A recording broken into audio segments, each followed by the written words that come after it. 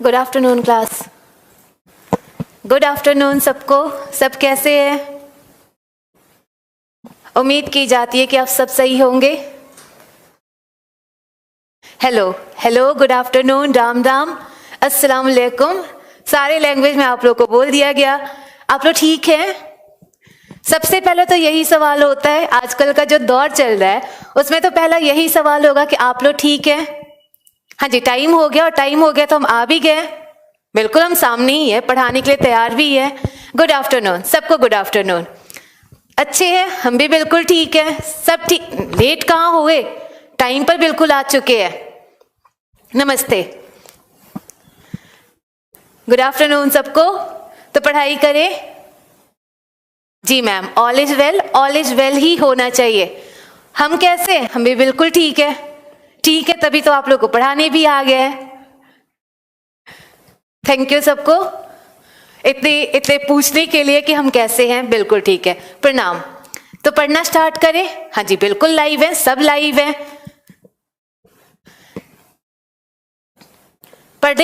पढ़ना है कि नहीं पढ़ना है? तो चलिए पढ़ना स्टार्ट करते हैं अब हम लोग।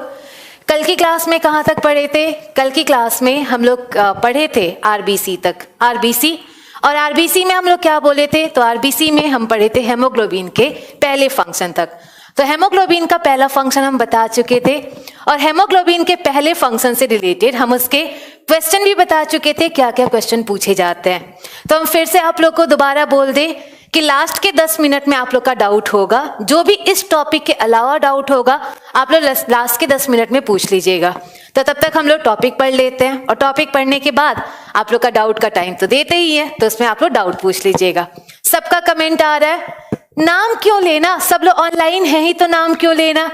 क्वेश्चन करें हम आपको लास्ट में बोले तो है 10 मिनट जो आपका टाइम होगा वो डाउट का टाइम होगा, और उसमें हम आपको बता देंगे जो जो क्वेश्चन आप लोग का होगा। तो पढ़े अब हम लोग। तो अब हम क्या पढ़ाएंगे? तो पढ़ने से पहले आप लोग से कुछ क्वेश्चन पूछेंगे, उसके बाद पढ़ाना स्टार्ट करेंगे। तो चलिए बताइए, what is the main function of haemoglobin?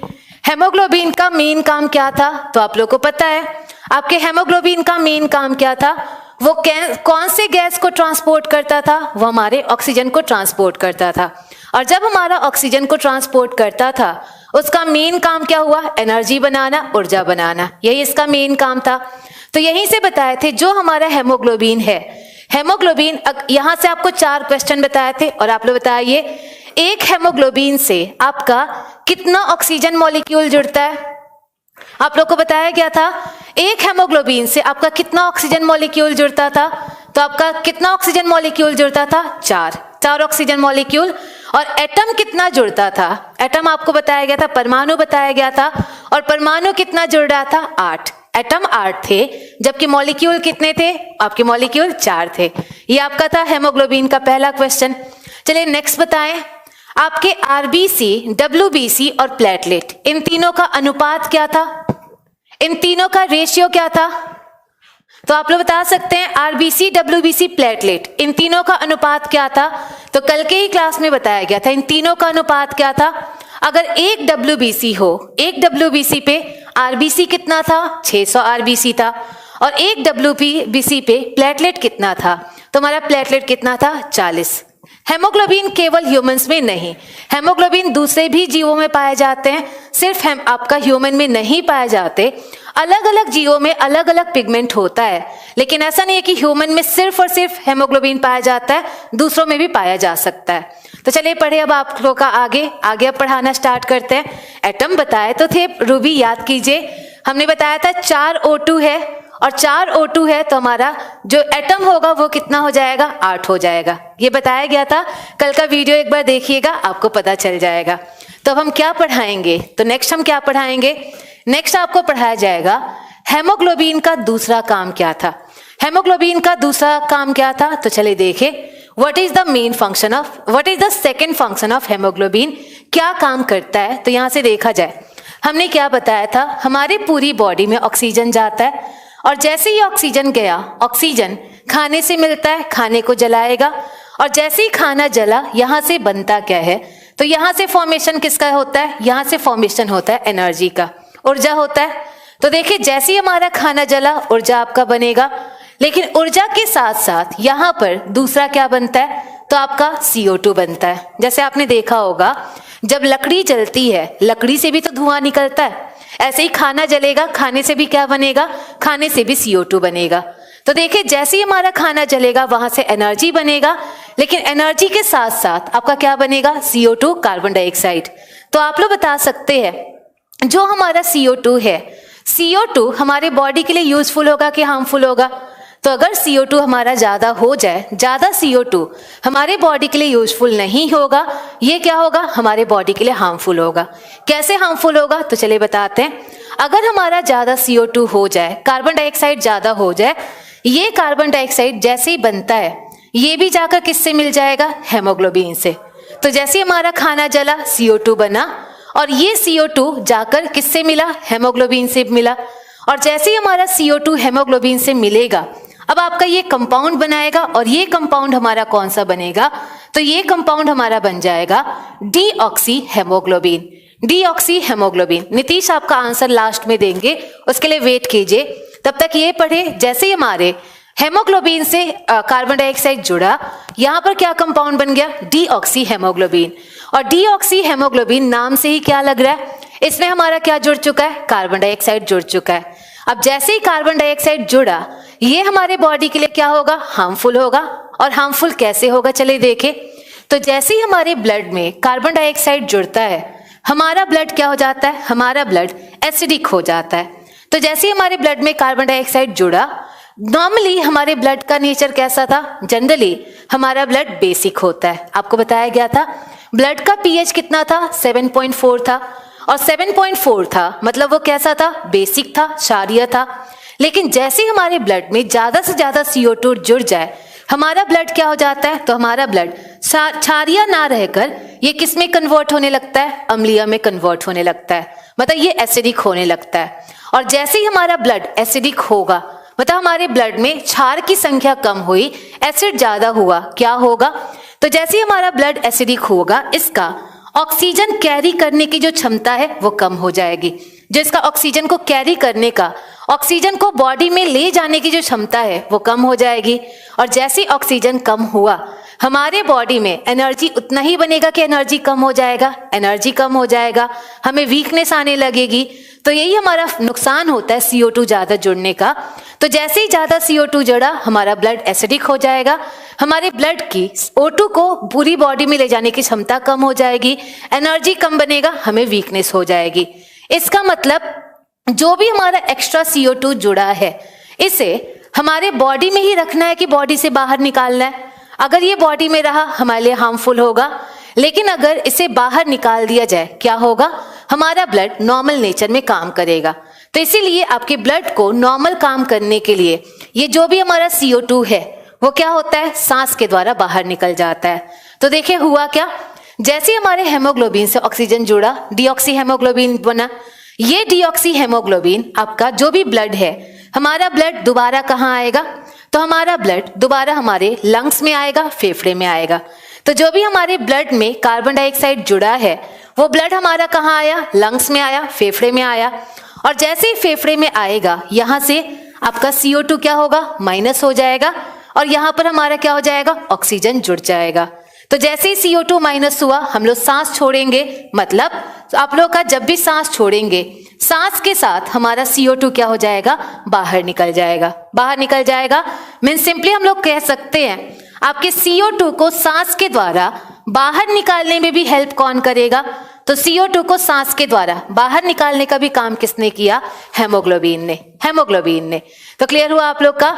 Haemoglobin का नेक्स्ट काम क्या हुआ, हेमोग्लोबिन का नेक्स्ट काम हुआ जो भी हमारा कार्बन डाइऑक्साइड था उसको सांस के द्वारा बाहर निकालना, एक्सेलेशन ऑफ CO2। और हिंदी में बोले, हिंदी में हमारा क्या हो गया, तो आप लोग इसको पढ़ सकते हैं, क्या लिखा है, इसको पढ़ सकते हैं, क्या लिखा है, छोटा सा ही नाम है और आप लोग पढ़ सकते हैं। इसका नाम क्या है, श्वासोच्छ्वास। श्वासोच्छ्वास मतलब सांस के द्वारा बाहर निकालना।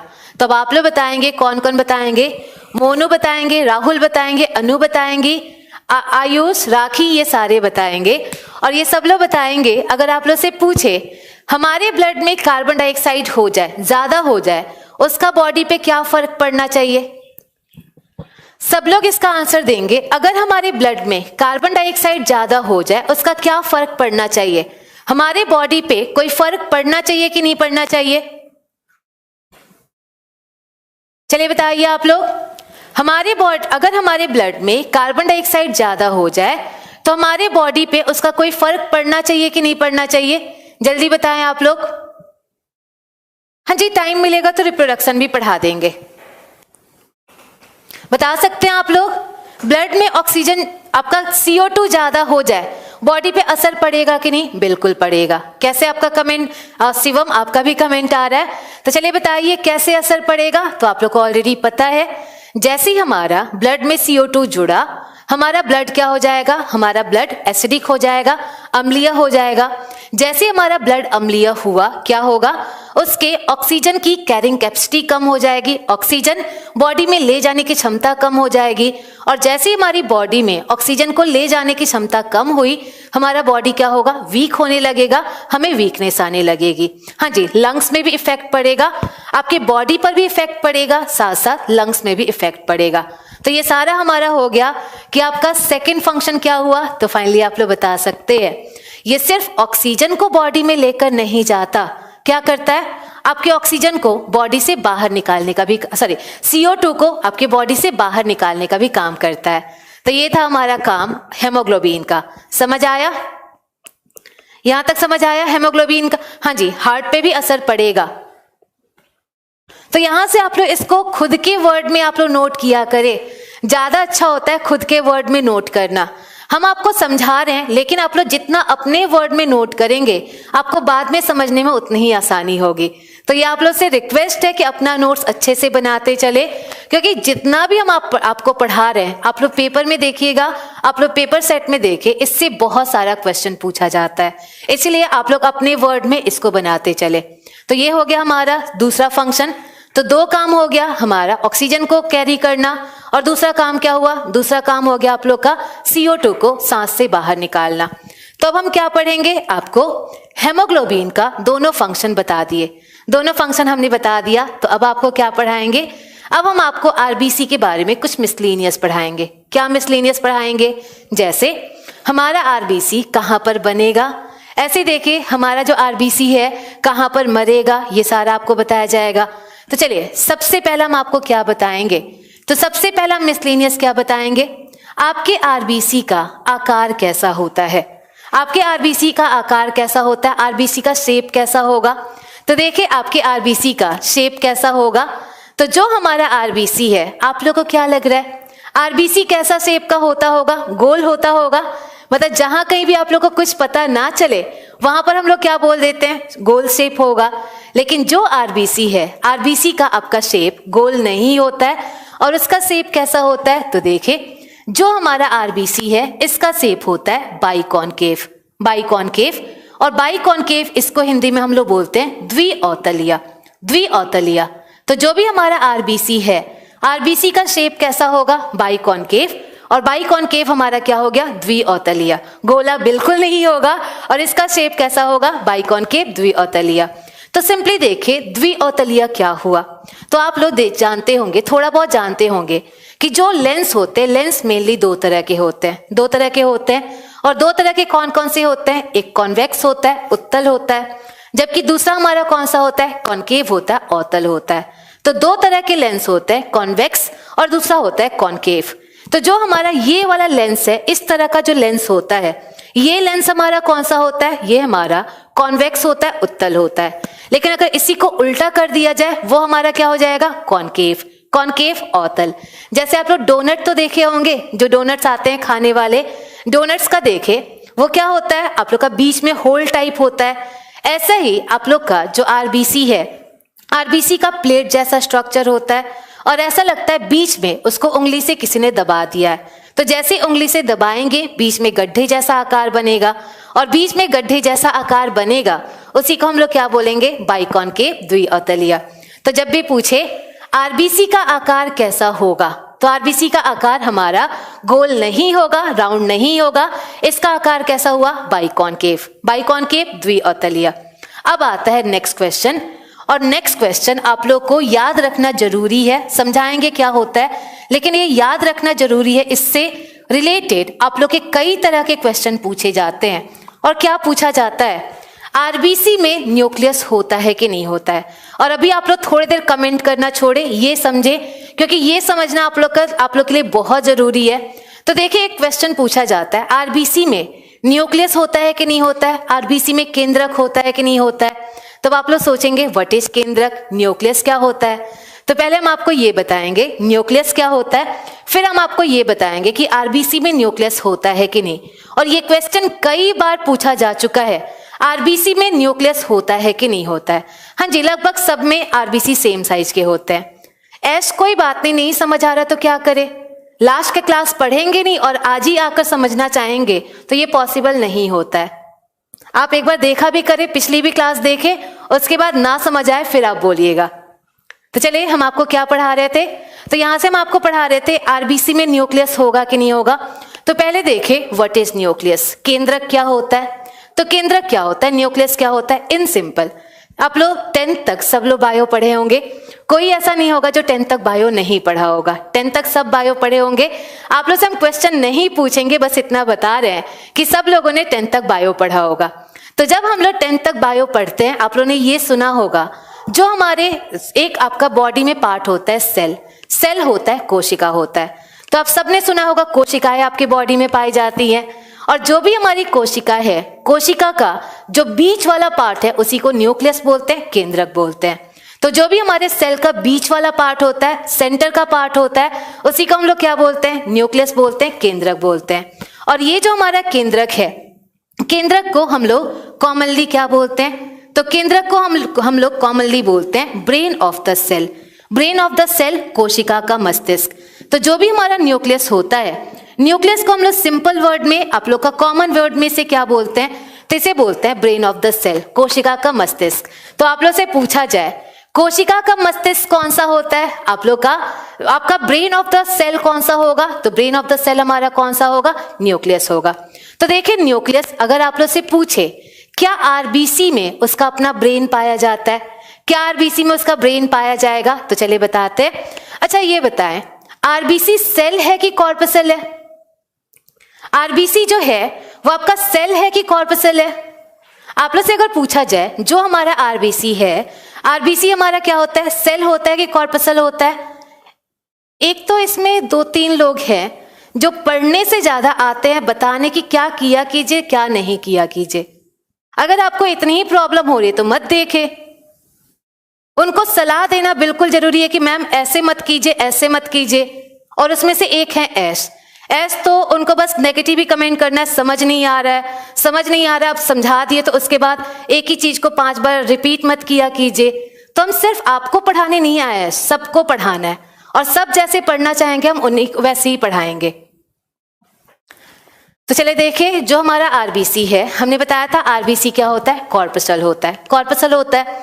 तो आप लोग यही सोच रहे होंगे ये कॉर्पसल क्यों होता है, कनिका क्यों होता है। तो देखिए आरबीसी को हम लोग कनिका क्यों कहते हैं, आरबीसी को हम लोग कॉर्पसल क्यों कहते हैं, आरबीसी को सेल क्यों नहीं कहते हैं, इसके बीच कोई ना कोई लॉजिक होगा, तभी तो हम लोग आरबीसी को कॉर्पसल कहते होंगे। तो देखिए जो भी हमारा सेल है, सेल का मतलब वो लिविंग की तरह काम करता है। जो भी सेल है, जो भी कोशिका है, वो आपका सजीव की तरह काम करेगा, आपकी लिविंग की तरह काम करेगा।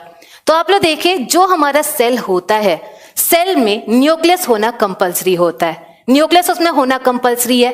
लेकिन जो हमारे कॉर्पसल है, कॉर्पसल आपके लिविंग की तरह काम नहीं करता, वो हमारे नॉन लिविंग की तरह काम करता है। जहां पर भी कॉर्पसल हो, कॉर्पसल का मतलब क्या है, जो कॉर्पसल है वो आपके लिविंग की तरह बिहेव नहीं करते, वो हमारे नॉन लिविंग की तरह बिहेव करते हैं। तो जब हमारे कॉर्पसल नॉन लिविंग की तरह बिहेव करेंगे, इसका मतलब उसमें अपना ब्रेन होना चाहिए कि नहीं होना चाहिए। अगर हमारे कॉर्पसल नॉन लिविंग की तरह बिहेव कर रहे हैं, उसमें अपना ब्रेन होना चाहिए कि नहीं होना चाहिए। चलिए अभी भी अगर नहीं समझ आया तो आप लोग को जैसे पता है, जो हमारा ब्रेन है, हमारा ब्रेन हमारी पूरी बॉडी को कंट्रोल करता है, हमारा जो ब्रेन है हमारी पूरी बॉडी को कंट्रोल करता है। अगर हमारा ब्रेन निकाल दिया जाए, क्या हमारी बॉडी नॉर्मल काम कर पाएगी, आप लोग बताएं। अगर हमारी बॉडी से ब्रेन निकाल दिया जाए, क्या हमारी बॉडी नॉर्मल काम कर पाएगी? नहीं कर पाएगी। हमारी बॉडी से अगर ब्रेन निकाल दिया जाए, हमारी बॉडी नॉन लिविंग की तरह बिहेव करेगी, आप लोग के अजैविक की तरह काम करेगी। ऐसे ही बताएं, अगर किसी लिविंग सेल से उसका ब्रेन निकाल दिया जाए, वो लिविंग की तरह काम करेगा कि नॉन लिविंग की तरह? नॉन लिविंग की तरह। तो हमारा जो आरबीसी है, आरबीसी में अपना ब्रेन नहीं पाया जाता, आरबीसी में अपना ब्रेन नहीं पाया जाता। और जब हमारे आरबीसी में अपना ब्रेन नहीं है, उसीलिए उसको हम लोग क्या बोलते हैं? कॉर्पसल बोलते हैं, कॉर्पसल बोलते हैं। तो कॉर्पसल का मतलब क्या हुआ? जिसमें अपना ब्रेन ना हो, जिसमें अपना न्यूक्लियस ना हो, उसे हम लोग क्या बोलते हैं? उसे हम लोग कॉर्पसल बोलते हैं। तो फाइनली बताइए, आरबीसी में न्यूक्लियस होना चाहिए कि नहीं होना चाहिए? आरबीसी में न्यूक्लियस होना चाहिए कि नहीं होना चाहिए? आरबीसी में न्यूक्लियस नहीं होगा। और आरबीसी में न्यूक्लियस नहीं होगा, बेचारे के पास अपना ब्रेन नहीं है, और बेचारे के पास अपना ब्रेन नहीं है, इसीलिए इसको हम लोग क्या बोलते हैं? कॉर्पसल बोलते हैं, कनिका बोलते हैं। तो क्या हो गया आप लोग का? नो न्यूक्लियस, इसमें कोई न्यूक्लियस नहीं होगा, इसलिए क्या बोलेंगे? कॉर्पसल। तब आप लोग बताइए, डब्ल्यूबीसी में न्यूक्लियस होना चाहिए कि नहीं होना चाहिए? चलिए बताइए, डब्ल्यूबीसी में न्यूक्लियस होना चाहिए कि नहीं होना चाहिए? आप लोग यहां से आंसर दे सकते हैं। जो डब्ल्यूबीसी है, डब्ल्यूबीसी सेल था कि कॉर्पसल था? डब्ल्यूबीसी जो आपका था, डब्ल्यूबीसी सेल था कि कॉर्पसल था? डब्ल्यूबीसी सेल है। और जब डब्ल्यूबीसी सेल है, उसमें न्यूक्लियस होगा कि नहीं होगा? आप लोग बता सकते हैं, जब हमारा डब्ल्यूबीसी सेल है, डब्ल्यूबीसी में न्यूक्लियस होना चाहिए कि नहीं होगा? डब्ल्यूबीसी में होगा, जबकि हमारे आरबीसी में न्यूक्लियस नहीं होता है, आरबीसी में न्यूक्लियस नहीं होता है। हाँ जी, आरबीसी को हमेशा हम लोग रेड ब्लड कॉर्पसल ही बोलते हैं। तो यहां से अब आपको बताया जाए आरबीसी के बारे में। तो जब हमारा आरबीसी बनता है, जब हमारे आरबीसी का फॉर्मेशन होता है, आरबीसी में केंद्रक पाया जाता है। मतलब जब हमारा आरबीसी बन रहा होता है, तब उसमें केंद्रक पाया जाता है। लेकिन जैसे जैसे हमारा आरबीसी मैच्योर होता जाता है, बड़ा होता जाता है, उसका न्यूक्लियस क्या होता है? खत्म हो जाता है। तो बड़े होने पर उसका न्यूक्लियस खत्म हो गया, इसीलिए उसको हम लोग क्या बोलते हैं? कॉर्पसल बोलते हैं, कॉर्पसल बोलते हैं, कनिका बोलते हैं। तो आप लोग को तो क्लियर हो गया होगा what is the difference between cells and corpuscles. तो जिसमें हमारा न्यूक्लियस होगा वो क्या हो गया? सेल हो गया। जिसमें न्यूक्लियस नहीं होगा वो हमारा क्या हो गया? कॉर्पसल्स हो गया, कॉर्पसल्स हो गया। तो आपका आरबीसी क्या है? कॉर्पसल, क्योंकि मैच्योर होने पे उसमें कोई न्यूक्लियस नहीं पाया जाता, इसलिए हमारा ये क्या होगा? कॉर्पसल होगा। लेकिन चलिए, एक तो पता चल गया इसमें अपना ब्रेन नहीं है। अब देखिए, इसमें बेचारे में सोचिए, बेचारे में अपना ब्रेन तो है नहीं, और साथ साथ इसमें क्या है? तो ब्रेन नहीं है, साथ साथ बेचारे के पास अपना पावर हाउस भी नहीं है, पावर हाउस भी नहीं है। और पावर हाउस हमारा कौन सा होता है? आप लोग बता सकते हैं कोशिका का पावर हाउस कौन सा होता है? तो आपने सुना होगा, कोशिका का पावर हाउस होता है माइटोकॉन्ड्रिया, माइटोकॉन्ड्रिया। तो बेचारे में ना तो अपना ब्रेन है, ना तो इसमें अपना माइटोकॉन्ड्रिया है। तो इनमें दोनों ना होने के कारण, केंद्रक और माइटोकॉन्ड्रिया ना होने के कारण, इसे हम लोग क्या बोलते हैं? कॉर्पसल बोलते हैं, कॉर्पसल बोलते हैं। इसको हम लोग क्या बोल देंगे? कनिका बोल देंगे। तो फाइनली आप लोग से पूछा जाए, ब्रेन ऑफ द सेल, कोशिका का मस्तिष्क कौन सा होता है? यहां से क्वेश्चन पूछा जा चुका है, कोशिका का मस्तिष्क कौन सा होता है? तो आप लोग को पता है कोशिका का मस्तिष्क कौन सा होगा? न्यूक्लियस। न्यूक्लियस को कॉमनली हम लोग क्या बोलते हैं? कोशिका का मस्तिष्क। तो उम्मीद की जाती है आप लोग का जो कल का सबसे ज्यादा पूछा जाने वाला क्वेश्चन था, वो अब आप लोग को तैयार हो गया होगा कि सेल और कॉर्पसल में क्या अंतर होता है। तब आप लोग बता सकते हैं सेल और कॉर्पसल में क्या अंतर होता है। तो ये हमने पूरी कोशिश की कि आप लोग को बता दिया जाए कि दोनों में क्या अंतर होता है। तो ये हो गया हमारा न्यूक्लियस, माइटोकॉन्ड्रिया ना होने के कारण इसको कॉर्पसल बोले। लेकिन जहां पर भी नॉर्मल काम होता है, वहां पर आपका कोई ना कोई एक्सेप्शन भी होता है, अपवाद भी होता है। और देखिए यहाँ पर अपवाद क्या होगा, मतलब कोई ऐसे जीव होंगे जिनके आरबीसी में आपका न्यूक्लियस पाया जाता होगा, मतलब कोई ना कोई अपवाद होता होगा। देखिए, दो ऐसे जीव हैं जिनके आरबीसी में न्यूक्लियस पाया जाता है। और कौन कौन से दो ऐसे जीव हैं जिनके आरबीसी में न्यूक्लियस पाया जाता है? एक हमारा कौन सा होता है? एक होता है कैमल, कैमल ऊंट, ऊंट होता है। जबकि दूसरा आप लोग देखेंगे मेनली ये पहाड़ी क्षेत्रों में एक जीव पाया जाता है जिसका नाम होता है लामा, लामा। तो आप लोग का कैमल और लामा, ये दोनों के आरबीसी में न्यूक्लियस होता है। इन दोनों के आरबीसी में न्यूक्लियस होगा। और इन दोनों के आरबीसी में न्यूक्लियस होगा, तो आप लोग बताइए इन दोनों के लिए आरबीसी क्या होगा? इन दोनों के लिए आरबीसी सेल होना चाहिए कि कॉर्पसल होना चाहिए? इन दोनों के लिए आरबीसी जो है वो हमारा सेल होना चाहिए कि आप लोग का कॉर्पसल होना चाहिए? तो इन दोनों के लिए क्या होगा? सेल होगा, सेल होगा। तो इन दोनों के लिए आपका सेल हुआ, बाकी जितने भी हैं उन लोगों के लिए हमारा क्या होगा? कॉर्पसल होगा। हाँ जी, आरबीसी का सेकेंड नेम एरिथ्रोसाइट ही होता है। तो क्लियर हुआ, ये था हमारा न्यूक्लियस से रिलेटेड। अब हम आपको क्या बताएंगे? तो अभी बहुत कुछ आप लोग का इसमें बताना है, और क्या बताना है? तो नेक्स्ट ये क्वेश्चन कई बार पूछा जाता है, what is the life span of RBC? RBC का जीवन काल कितना होता है? आरबीसी का जीवन काल कितना होता है आप लोग का? मतलब जो आरबीसी है वो कितने दिन में खत्म हो जाएगा, यही हमारा क्या होगा? जीवन काल, जीवन काल। और देखिए जो हमारा जीवन काल है, आरबीसी का जीवन काल है, ये हमारा होता है 20 से 120 दिन। 20 से 120 दिन मतलब 20 से लेकर 120 दिन में जो हमारा आरबीसी है वो क्या होगा? बनेगा भी, और लास्ट में क्या होगा? खत्म भी हो जाएगा। तो इसका जो जीवन काल है, इसका जीवन काल कितना होगा? 20 से 120 दिन होगा। और एक वर्ड में अगर आंसर देना हो तो हमेशा हम लोग आंसर क्या देंगे? इसका जीवन काल, जो सबसे लास्ट वाला पॉइंट है वही आंसर देंगे। और एक वर्ड में आंसर देना हम लोग क्या आंसर देंगे? 120 दिन, 120 दिन। तो जब भी पूछे आरबीसी का जीवन काल कितना होता है? 120 दिन। 20 से 120 दिन ऑप्शन ना हो कोई फर्क नहीं पड़ता, 120 दिन भी हो वही हम लोग आंसर दे सकते हैं। तो ये था हमारा इसका जीवन काल। अब नेक्स्ट क्या पढ़ाएंगे? तो चलिए, हाँ जी, सेल में न्यूक्लियस होता है, केंद्रक होता है, आपके कॉर्पसल में केंद्रक नहीं होता। तो अब चलिए नेक्स्ट बताएंगे। और नेक्स्ट क्या बताएंगे? तो जो हमारा आरबीसी है, हमारे आरबीसी की उत्पत्ति कहाँ से होती होगी? आरबीसी हमारा बनता कहाँ से होगा? तो चलिए हम आपको बताते हैं जो हमारा आरबीसी है वो कहाँ से बनेगा। तो चलिए अब हम लोग समझते हैं आखिर बनता कहाँ से होगा। तो आप लोगों में से कई लोग ऐसे होंगे, हम ये नहीं बोल रहे सब लोग, ये हम बिल्कुल नहीं बोल रहे कि सब लोग, आप लोगों में से कुछ लोग ऐसे होंगे जो नॉनवेज खाते होंगे, कुछ लोग नॉनवेज खाते होंगे, और जो लोग नॉनवेज खाते होंगे वो हड्डियां भी देखे होंगे, हड्डी देखे होंगे। और जो हड्डी है, हड्डी के अंदर आप लोग का एक ब्राउन ब्राउन कलर का पार्ट होता है, ब्राउन कलर का पार्ट होता है, और उसी ब्राउन कलर के पार्ट को हम लोग क्या बोलते हैं? बोन मैरो, बोन मैरो बोलते हैं, अस्थि मज्जा बोलते हैं। तो जो भी हमारी हड्डी है, हड्डी के अंदर ब्राउन कलर का पार्ट होगा जिसको हम लोग बोन मैरो बोलेंगे, अस्थि मज्जा बोलेंगे। तो देखें, जो अगर दोनों ऑप्शन है तब तो 20 से 120 दिन, ये ज्यादा अच्छा आंसर होगा। एक ऑप्शन हो 120 दिन देंगे, लेकिन दोनों ऑप्शन हो 20 से 120 दिन आंसर देंगे। हाँ जी, एक आरबीसी का लाइफ होता है 20 से 120 दिन। तो हमने क्या बोला आप लोगों को? अच्छा, कुछ लोग बोल रहे हैं कि खाते हैं, बिल्कुल खाते हैं तब भी सही है, नहीं खाते तब भी सही है, वो अपनी चॉइस है। तो देखिए, जो लोग भी देखे होंगे हड्डी के अंदर जो पार्ट होता है उसको बोन मैरो कहते हैं। तो जो हमारा बोन मैरो है, जो हमारी अस्थि मज्जा है, वो मेनली दो तरह की होती है। दो तरह की कौन कौन सी?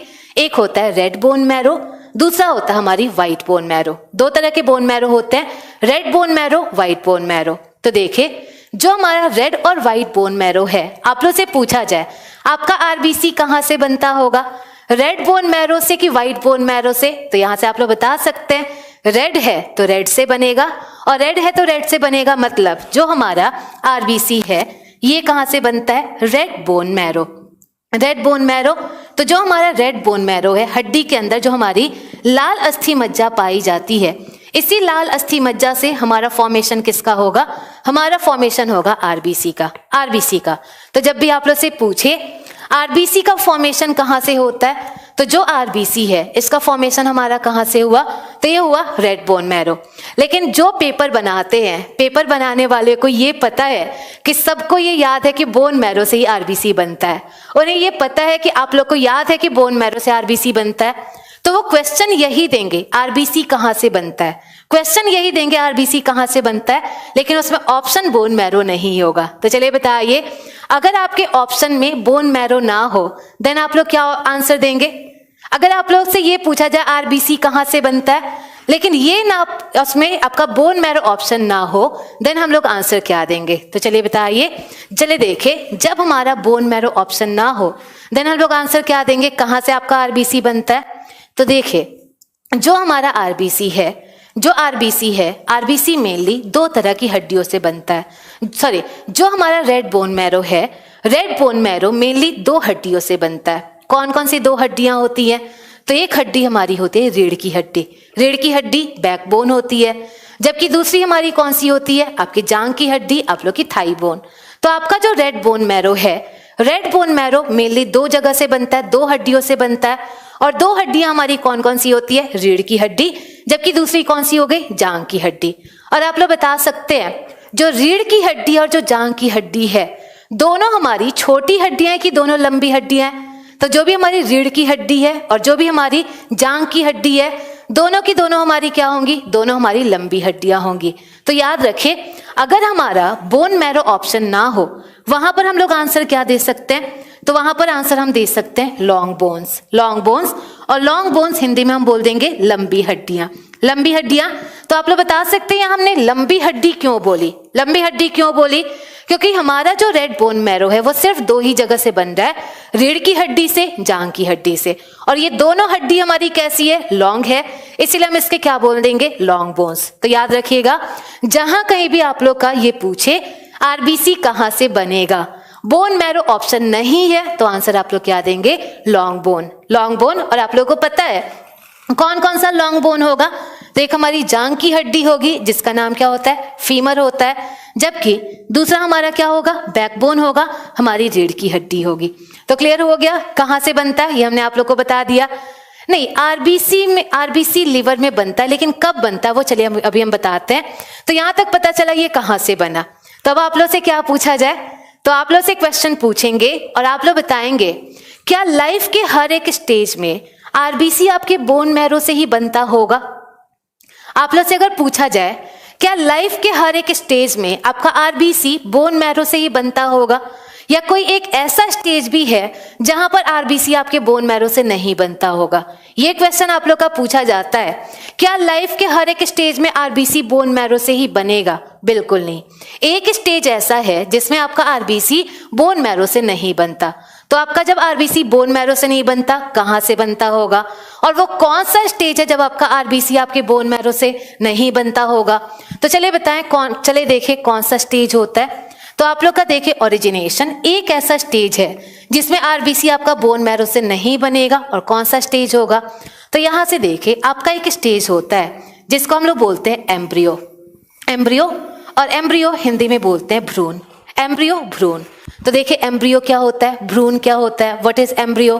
तो कम से कम भ्रूण वर्ड से तो आप लोग जान चुके होंगे कि ये जो हमारा फीटल नहीं बोलेंगे, एम्ब्रियो बोलेंगे। फीटल बिल्कुल छोटा स्टेज होता है, फीटल नहीं बोलेंगे, एम्ब्रियो स्टेज बोलेंगे। तो देखिए एम्ब्रियो क्या होता है, भ्रूण क्या होता है? तो कम से कम भ्रूण के नाम से आप लोग को पता चल गया होगा, ये एक ऐसा स्टेज है जो मदर के गर्भ के अंदर होता है, मदर के गर्भ के अंदर होता है। मतलब जब बच्चे मदर के गर्भ के अंदर हो और वो बच्चा कितने दिन का हो चुका हो? 8 सप्ताह का हो चुका हो। तो जब भी बच्चा मदर के गर्भ के अंदर हो, 8 सप्ताह का हो चुका हो, मतलब 2 महीने का हो चुका हो, उसी स्टेज को हम लोग क्या बोलते हैं? Embryo stage. तो याद रखिएगा, 8 सप्ताह का हो चुका मतलब 2 महीने का हो चुका हो, उसके बाद के स्टेज को हम लोग क्या बोलते हैं? एम्ब्रियो। इसके पहले के स्टेज को हम लोग फीटस कहते हैं। तो हमारा एम्ब्रियो क्या हुआ? 2 महीने के बाद का स्टेज। तो चलिए बताएं, जो बच्चा मदर के गर्भ के अंदर है वो आपका 2 महीने का हो चुका है, क्या उसमें हड्डियां बन चुकी होंगी? उसमें हड्डियां नहीं बनी होंगी। 2 महीने के बच्चे में हड्डियां नहीं बनी होती हैं। तो जब हड्डियां नहीं बनी होंगी, उनमें बोन मैरो नहीं होगा, अस्थि मज्जा नहीं होगा। तो जब उनमें अस्थि मज्जा नहीं होगा, उनका आरबीसी कहां से बनेगा? तो देखें, जो एम्ब्रियो स्टेज है, एम्ब्रियो में बोन मैरो नहीं होता, इसीलिए उनका आरबीसी कहां से बनता है? लिवर से बनता है, यकृत से बनता है। तो याद रखिएगा, जो एम्ब्रियो स्टेज है, जो हमारी भ्रूणीयावस्था है, भ्रूणीयावस्था में आपका जो आरबीसी है वो कहां से बनेगा? आपका कहां से बना? लिवर से बना, यकृत से बना। तो ये पॉइंट याद रखिएगा। हम लोगों में आरबीसी कहां से बनता होगा? हम लोगों में आरबीसी कहां से बनता होगा? तो हमारे में आरबीसी कहां से बनेगा? बोन मैरो से। लेकिन जो एम्ब्रियो है, एम्ब्रियो का जो आरबीसी है वो कहां से बनेगा? लिवर से बनेगा, उनके यकृत से बनेगा। तो ये दोनों पॉइंट आप लोग को समझ आ गया होगा। तो चलिए बताएं, क्या एम्ब्रियो में हमेशा आरबीसी लिवर से ही बनेगा? और इसका आंसर देंगे, सिलेक्शन देंगे, गरिमा देंगी और चलिए, जितने भी लोग हैं सामने, हेमराज, अमित, ब्रिजेश, इन सबका कमेंट दिखाई दे रहा है। और ये लोग बताइए, क्या हम जो एम्ब्रियो है, एम्ब्रियो में हमेशा आरबीसी लिवर से ही बनेगा? आपका एम्ब्रियो स्टेज से बनना स्टार्ट होता है। एम्ब्रियो से पहले वो अपने मदर से जो है, मदर से आरबीसी ले लेते हैं, लेकिन एम्ब्रियो जैसे ही बना उसके बाद आरबीसी अपने आप बनने लगता है। और आरबीसी नहीं, फीटस में आरबीसी अपने वो मदर से लेती हैं। फीटस तक वो अपने मदर से लेंगी, लेकिन जैसे वो एम्ब्रियो में कन्वर्ट हो गई, देन उनका आरबीसी बनेगा। 8 मंथ नहीं, 8 वीक हम बोले हैं। हाँ जी, 8 वीक के जो एम्ब्रियो है उसमें लिवर बन जाता है, तो चलिए बताइए, क्या बच्चों में हमेशा आरबीसी, बच्चों में नहीं, भ्रूण में आरबीसी हमेशा लिवर से ही बनता होगा? बिल्कुल नहीं। अब देखे एक क्या होगा, तो देखे, जैसे अब एम्ब्रियो का ये लास्ट स्टेज तो है नहीं कि एम्ब्रियो कब तक होगा। एम्ब्रियो बना, उसमें हड्डी नहीं है, लेकिन जैसे जैसे एम्ब्रियो बनता जाएगा, बढ़ता जाएगा, उसमें हड्डियां बनती जाएंगी। और जैसे एम्ब्रियो में हड्डी बनी, तब वो कहां से बनेगा? बोन मैरो से। तो याद रखिएगा, जब ये बिल्कुल छोटा होगा देन इसमें कहां से बनेंगी? लिवर से बनेंगी। लेकिन जैसे ये बढ़ता जाएगा इसमें हड्डियां बनेंगी, और हड्डियां बनेंगी देन आपका ये कहां से बनेगा? देन हमारा बोन मैरो से बनने लगता है। हाँ जी, 8 सप्ताह का जो आप लोग का एम्ब्रियो होता है उसमें लिवर बन चुका है। आरती, बिल्कुल आपका कमेंट हम देख रहे हैं, सबका कमेंट देख रहे हैं। No, spleen is not a part of liver. Spleen हमारे लिवर का पार्ट नहीं होता। अभी बताते हैं उसके बारे में। तो क्लियर हुआ? तो फाइनली बताइए, फाइनली आप लोग से पूछा जाए आरबीसी की उत्पत्ति कहां से होती है, तो 2 पॉइंट याद रखना है। एम्ब्रियो में लिवर से, और हम लोगों में कहां से होगा? बोन मैरो अस्थि मज्जा से। अब देखिए नेक्स्ट हम क्या बताएंगे, तो लास्ट इसमें पॉइंट बताएंगे, और ये पॉइंट कई बार आप लोग का पूछा जा चुका है। ग्रेवयार्ड ऑफ आरबीसी, आपके आरबीसी का कब्रिस्तान मतलब आरबीसी कहां से मरता होगा? तो चलिए बताइए, आरबीसी मरता है, ये देखे आप लोग के बॉडी में शमशान घाट भी पाया जा रहा है, मतलब आरबीसी कहीं ना कहीं तो मरता होगा। और देखे जो हमारा आरबीसी है, आरबीसी कहाँ मरता है? तो हमारे बॉडी में एक ऑर्गन होता है जिसका नाम होता है स्प्लीन, और स्प्लीन को हिंदी में बोलते हैं प्लीहा, और प्लीहा को ही हम लोग सेकेंड नाम देते हैं तिल्ली। आपका स्प्लीन, प्लीहा। तो आप लोग सोच रहे होंगे ये स्प्लीन कहाँ होता है? सब लोग को ये तो याद होता है कि आपका प्लीहा होता है, स्प्लीन होता है, लेकिन बहुत लोग कम जानते हैं कि आपका स्प्लीन कहाँ होता है। तो देखिए, जो दो हमारी किडनियां होती हैं, किडनी तो पता है, जो हमारा पेट है उसका बिल्कुल नीचे वाले पोर्शन में हमारी 2 किडनियां पाई जाती हैं, और 2 किडनी में से जो हमारा लेफ्ट किडनी है, लेफ्ट किडनी के पीछे क्या पाया जाता है? स्प्लीन पाया जाता है, प्लीहा पाया जाता है। तो जब भी पूछा जाए स्प्लीन का लोकेशन कहाँ होगा, प्लीहा का लोकेशन कहाँ होगा, तो इसका लोकेशन होगा बिहाइंड लेफ्ट किडनी, आपके बाएं ब्रिक के पीछे। तो ये आप लोग को समझ आया? तो जब भी पूछे आरबीसी कहाँ मरेगा, तो आरबीसी कहाँ मरेगा? किडनी के पास मरेगा। फीटल स्टेज आपके एम्ब्रियो स्टेज से पहले का होता है। एम्ब्रियो जैसे ही बना उसके पहले का जो स्टेज होता है उसी को हम लोग फीटस बोलते हैं, फीटल स्टेज बोलते हैं। तो हो गया, क्लियर हो गया यहाँ तक? तो हमने बता दिया आरबीसी का शेप कैसा होगा, आरबीसी में न्यूक्लियस होगा कि नहीं होगा, कहाँ बनता है, कहाँ मरता है, ये सब कुछ बता दिया गया। तो देखिए, ये मर तो गया, लेकिन मरने के बाद ये कहीं ना कहीं जाकर डिस्ट्रॉय भी तो होता होगा। तो यहाँ से एक क्वेश्चन, जो ये इस टाइम ये क्वेश्चन ज्यादा फेमस है, और क्या पूछा जाता है, जो हमारा आरबीसी है, आरबीसी कहाँ पर नष्ट होता है? तो देखिए, आरबीसी नष्ट कहाँ पर होगा, और नष्ट होने का मतलब क्या हुआ? जैसे हम लोग मर जाते हैं, मरने के बाद हमारी बॉडी डिकम्पोज तो होती है, और बॉडी डिकम्पोज होती है, वैसे आरबीसी भी तो डिकम्पोज होता होगा। आरबीसी डिकम्पोज होगा ताकि उसमें जो आयरन है वो दोबारा हमारे बॉडी में यूज हो जाए। तो हमारा आरबीसी कहीं तो जाकर डिकम्पोज होता होगा। और देखें, हमारा आरबीसी कहाँ पर डिकम्पोज होता है? तो जब भी हमारा आरबीसी मरने के बाद डिकम्पोज होगा, डिस्ट्रॉय होगा, हमारा आरबीसी कहाँ पर डिस्ट्रॉय होता है? लिवर में, यकृत में। तो याद रखिएगा, आप लोग से 2 क्वेश्चन पूछा जा सकता है, और 2 क्वेश्चन क्या क्या पूछा जाता है। सबसे पहला अगर पूछा जाए आरबीसी मरता कहाँ है, आरबीसी आपका मरेगा कहां पर, तो आरबीसी आपका मरेगा कहां पर, मरेगा स्प्लीन में, प्लीहा में। लेकिन वो डिकम्पोज कहां होगा, वो खत्म कहां पर होगा, तो खत्म कहां पर होगा, फाइनली जाकर डिकम्पोज कहां होगा, लीवर में होगा, यकृत में होगा। तो ये आप लोग को सारा पॉइंट याद रखना है जो हमने मिसलेनियस में बताया, क्योंकि ये पूरा क्वेश्चन पूछा जाता है। पूजा फीटस को इग्नोर करे, फीटस आपका कोई इंपॉर्टेंट नहीं है, फीटस को इग्नोर करे, जितना पढ़ाया गया उस पर ध्यान दे आप लोग। तो याद रहेगा, कुछ याद रहेगा, आरबीसी के बारे में कुछ पॉइंट आप लोग को याद रहेगा, शेप क्या होता है, बनता कहाँ है, अभी बताते हैं जमा कहाँ होता है। पहले यहां तक कुछ समझ आया?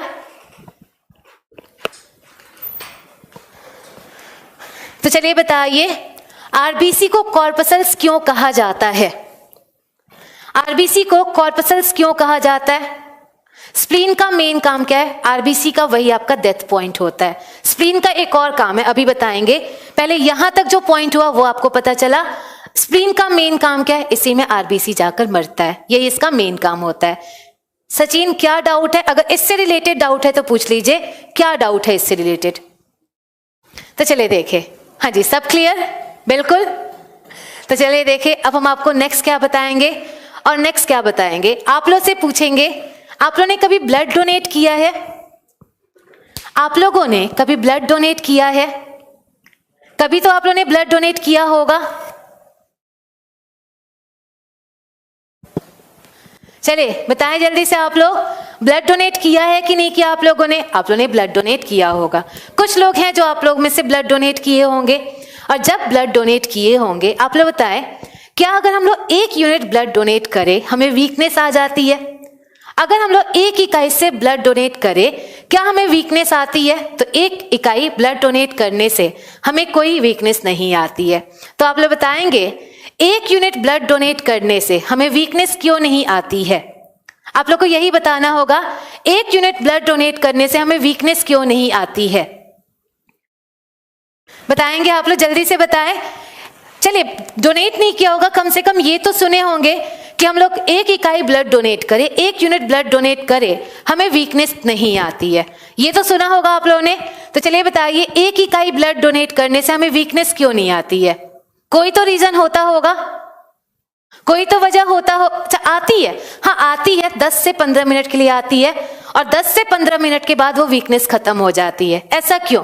पंकज फैगोसाइटोसिस, WBC आने दीजिए, उसमें फैगोसाइटोसिस पढ़ाएंगे, तब तक के लिए बताइए क्यों नहीं आती है। तो अभी कुछ लोग इसमें से आंसर देंगे कि जब हम लोग ब्लड डोनेट करते हैं उसके बाद जो फ्रूटी दी जाती है, फ्रूटी देने से हमारी वीकनेस खत्म हो जाती है। यही आप लोग आंसर देंगे कि जो फ्रूटी होती है, फ्रूटी के वजह से हमारी वीकनेस खत्म हो जाती है, यही आप लोग बोलेंगे। तो जो लोग ये सोच रहे हैं कि फ्रूटी देने के वजह से हमारी वीकनेस खत्म हो जाती है, उनको क्या किया जाए, उनके बॉडी से पूरा 5 लीटर ब्लड निकाल लिया जाए, और 5 लीटर ब्लड के जगह उनको 5 लीटर फ्रूटी पिला दिया जाए। कैसा रहेगा? कितना अच्छा रहेगा ना। जो भी ये सोच रहे हैं कि फ्रूटी पीने से वीकनेस नहीं आती है, हम लोग क्या करें, 5 लीटर उनके बॉडी से ब्लड निकाल कर उनको सिर्फ और सिर्फ फ्रूटी पिला दिया जाए। क्या वो लोग जिंदा रहेंगे? बिल्कुल जिंदा नहीं रहेंगे। तो चलिए हम आपको बताते हैं ऐसा क्यों होता है कि 1 यूनिट ब्लड डोनेट करने से हमें वीकनेस नहीं आती। तो अब हम आपको बताते हैं, और इसको आप लोग समझेंगे, बीच में कोई कमेंट नहीं करेंगे, पहले आप लोग समझेंगे, और समझने के बाद अगर नहीं समझ आया दोबारा तब आप लोग कमेंट करेंगे। तो देखिए क्या समझाना चाहते हैं आप लोग को, और इस पे ध्यान दें आप लोग, समझना जरूरी है आप लोग को ऐसा क्यों होता है। तो हमने बताया जो हमारा आरबीसी है, आरबीसी कितने दिन में मर जाता है, तो आप लोग को बताया गया जो भी हमारा आरबीसी है, आरबीसी मैक्सिमम 120 दिन में मर जाता है। मैक्सिमम जो हमारा आरबीसी है, आरबीसी का जीवन काल होता है 120 दिन, 120 दिन होता है, 120 दिन में आरबीसी मर जाएगा। तो आप फिर से, अब आप लोग कमेंट करना छोड़े, फिर से आप लोग से ये रिक्वेस्ट कर रहे हैं थोड़ी देर कमेंट करना आप लोग छोड़ दे। तो देखिए आरबीसी 120 दिन में हमारा मर जाता है। तो आप लोग को क्या लग रहा है 120 दिन बाद एक ही बार हमारे पूरी बॉडी का आरबीसी मरेगा और फिर से नया आरबीसी बनने लगता होगा। आप लोग को यही लग रहा होगा कि एक दिन में ही सारा आरबीसी आपका मरा, एक ही दिन, एक दिन आएगा, जैसे मान ले आज से 4 महीने बाद एक ही दिन सारा आरबीसी मरेगा, उसके बाद एक दूसरे दिन से आरबीसी बनना स्टार्ट होगा। ऐसा नहीं होता। क्या होता है, आपकी कुछ आरबीसी लगातार बनती रहती हैं, कुछ आरबीसी लगातार क्या होती है, मरती रहती हैं। तो हमारे बॉडी में ये प्रोसेस चलता रहता है। आपके जो भी पुराने आरबीसी हो रहे हैं वो मरते जा रहे हैं, उनके जगह पे क्या हो रहा है, नए आरबीसी बनते जा रहे हैं। तो देखिए होता क्या है, आपका आरबीसी का जीवन काल है 120 दिन। 120 दिन हुआ। अब देखिए जैसे ही हमारा आरबीसी कितने दिन का हुआ, जैसे हमारा आरबीसी 90 दिन का हो गया, मतलब जैसे हमारा आरबीसी 3 महीने का हो गया, क्या होगा, तो देखिए जैसे हमारा आरबीसी 3 महीने का हुआ मतलब आरबीसी पुराना हो गया। आरबीसी पुराना हो गया, बूढ़ा हो गया, इसके मरने का दिन पास आ गया। तो जैसे ही हमारा आरबीसी पुराना होता है, ये बूढ़ा होता है, उस टाइम क्या होता है, तो उस टाइम जैसे ही 90 दिन हुआ हमारी बॉडी उसके रिप्लेसमेंट में नई आरबीसी बनाने लगती है। मतलब जैसे ही हमारा आरबीसी 90 दिन का हुआ हमारी बॉडी उसके रिप्लेसमेंट में नई आरबीसी बनाना स्टार्ट कर दी। तो आप लोग देखिए जब 90 दिन का आरबीसी है, जब 90 दिन का आरबीसी है, हमारा पुराना आरबीसी तो है ही, पुराना आरबीसी पहले से ही है, जबकि इसके साथ साथ हमारा नया आरबीसी भी क्या हो रहा है, बनता जा रहा है। हमने क्या बोला कि जो पुराना आरबीसी है वो तो है, उसके साथ साथ क्या हो रहा है, नया आरबीसी बनता जा रहा है। तो देखिए यहाँ पर पुराना आरबीसी भी है, नया आरबीसी भी बन रहा है। तो जब आपके 2 तरह के आरबीसी हैं, यहाँ पर आरबीसी क्या हो जाएगा, ज्यादा हो जाएगा। पुराना भी है, नया भी बन रहा है, आपका आरबीसी क्या हो गया, ज्यादा हो गया। और जो भी हमारा ये ज्यादा वाला आरबीसी है, जो भी हमारा पुराना वाला आरबीसी है, ये क्या होता है, ये जाकर कहीं पर स्टोर होने लगता है। मतलब जो भी हमारा पुराना आरबीसी है वो क्या होगा, कहीं पर जाकर स्टोर होने लगेगा। क्यों होगा, क्योंकि अभी हमारे बॉडी में आरबीसी ज्यादा हो गया है, नया आरबीसी भी है, पुराना भी है, तो हमारा आरबीसी क्या हो गया, ज्यादा हो गया। इसीलिए जो भी हमारा, हम नहीं फाइंड करेंगे आरबीसी, हमारी बॉडी खुद ही ओल्ड आरबीसी को फाइंड कर लेता है। तो जो हमारी ओल्ड आरबीसी है वो क्या होगा, कहीं पे जाकर स्टोर होने लगेगा। और देखिए जो भी हमारी पुरानी वाली आरबीसी है वो जाकर कहाँ पर स्टोर होती है, तो जो भी पुरानी वाली आरबीसी है वो जाकर हमारे स्प्लीन में स्टोर हो जाती है, प्लीहा में स्टोर हो जाती है। तो इसका मतलब हमारा जो पुराना आरबीसी है, सोचिए आरबीसी कितना अच्छा है, आरबीसी जो है वो कितना अच्छा है, अपने मरने से 30 दिन पहले ही जाकर वो कब्रिस्तान में बैठ जाता है। तो जो भी हमारा पुराना आरबीसी है वो क्या हुआ, आपका कहाँ जाकर बैठ गया, स्प्लीन में बैठ गया, प्लीहा में बैठ गया। तो अगर हम लोग ये ब्लड डोनेट कर दे, ये दूसरी बॉडी में चला जाएगा। लेकिन अगर हम लोग ब्लड को डोनेट ना करें, क्या होगा, अगर हम लोग ब्लड को डोनेट नहीं करेंगे, यहीं पर वो आरबीसी क्या होगा, मर जाएगा, आरबीसी आपका मर जाएगा। तो सिंपली आप लोग को पता चला जो भी आरबीसी है, जो भी एक्स्ट्रा आरबीसी है वो कहाँ पर आपका स्टोर होगा, वो स्टोर होगा स्प्लीन में, वो हमारा प्लीहा में स्टोर हुआ। तो आप लोग सोच रहे होंगे जो हमारा स्प्लीन है, स्प्लीन में कितना आरबीसी स्टोर होता होगा। ये आप लोग के दिमाग में आता होगा कि स्प्लीन इतना बड़ा तो ऑर्गन है नहीं कि उसमें आपका सारा ब्लड स्टोर हो जाए, तो उसमें कुछ तो आपका ब्लड स्टोर होता होगा। तो देखिए जो हमारा स्प्लीन है, स्प्लीन में कितना ब्लड आपका इकट्ठा होता है, 1 यूनिट, सिर्फ 1 यूनिट। और 1 यूनिट आपका 400 से 450 ml के बराबर होता है, मतलब 450 ml। तो जो भी हमारा आरबीसी है, आरबीसी कहाँ पर स्टोर हुआ, हमारे स्प्लीन में स्टोर हुआ। और स्प्लीन में भी कितना स्टोर हुआ, सिर्फ 1 यूनिट। 1 यूनिट आपके 450 ml स्टोर हो गया। तब आप लोग क्या करें, मान ले अगर हम लोग ब्लड डोनेट कर रहे हैं, अगर हम लोग ब्लड डोनेट कर रहे हैं, जैसे हम लोग ब्लड डोनेट करते हैं, आप लोग को बताएं ब्लड हम लोग कितना डोनेट करते हैं, 1 यूनिट ब्लड डोनेट करते हैं। जब भी हम लोग ब्लड डोनेट करते हैं, हमने ऑलरेडी आप लोगों को बताया कितना हम डोनेट करते हैं, सिर्फ 1 यूनिट, 1 यूनिट डोनेट करते हैं। तो आप लोग देखिए जैसे ही बॉडी से 1 यूनिट आपका ब्लड डोनेट हुआ, ब्लड आपने डोनेट किया, ऑलरेडी आपके बॉडी में कितना यूनिट ब्लड स्टोर है, 1 यूनिट ब्लड ऑलरेडी स्टोर है। तो आपने बॉडी से 1 यूनिट ब्लड डोनेट किया, लेकिन आपकी स्प्लीन में 1 यूनिट ब्लड आपका स्टोर है कि नहीं है, स्टोर है। और ये 1 यूनिट आपका दोबारा कहाँ आएगा, आपके बॉडी में आ जाएगा। और जैसे ही बॉडी में आया, आप लोग बताएं क्या फाइनली हमारे बॉडी में कोई ब्लड की कमी होगी, फाइनली हमारे बॉडी में कोई ब्लड की कमी होगी, कोई कमी नहीं होगी। 1 यूनिट आपने दिया था, 1 यूनिट वापस आपका स्प्लीन से आ गया। तो जब वापस 1 यूनिट स्प्लीन से आ गया, आपके बॉडी में कोई ब्लड की कमी होगी? नहीं होगी। और ब्लड की कमी नहीं होगी, क्या हमें वीकनेस होगा? वीकनेस नहीं होगा। तो आप लोग जैसे ही ब्लड डोनेट करते हैं आपको 10 मिनट तक वीकनेस होती है। ऐसा क्यों?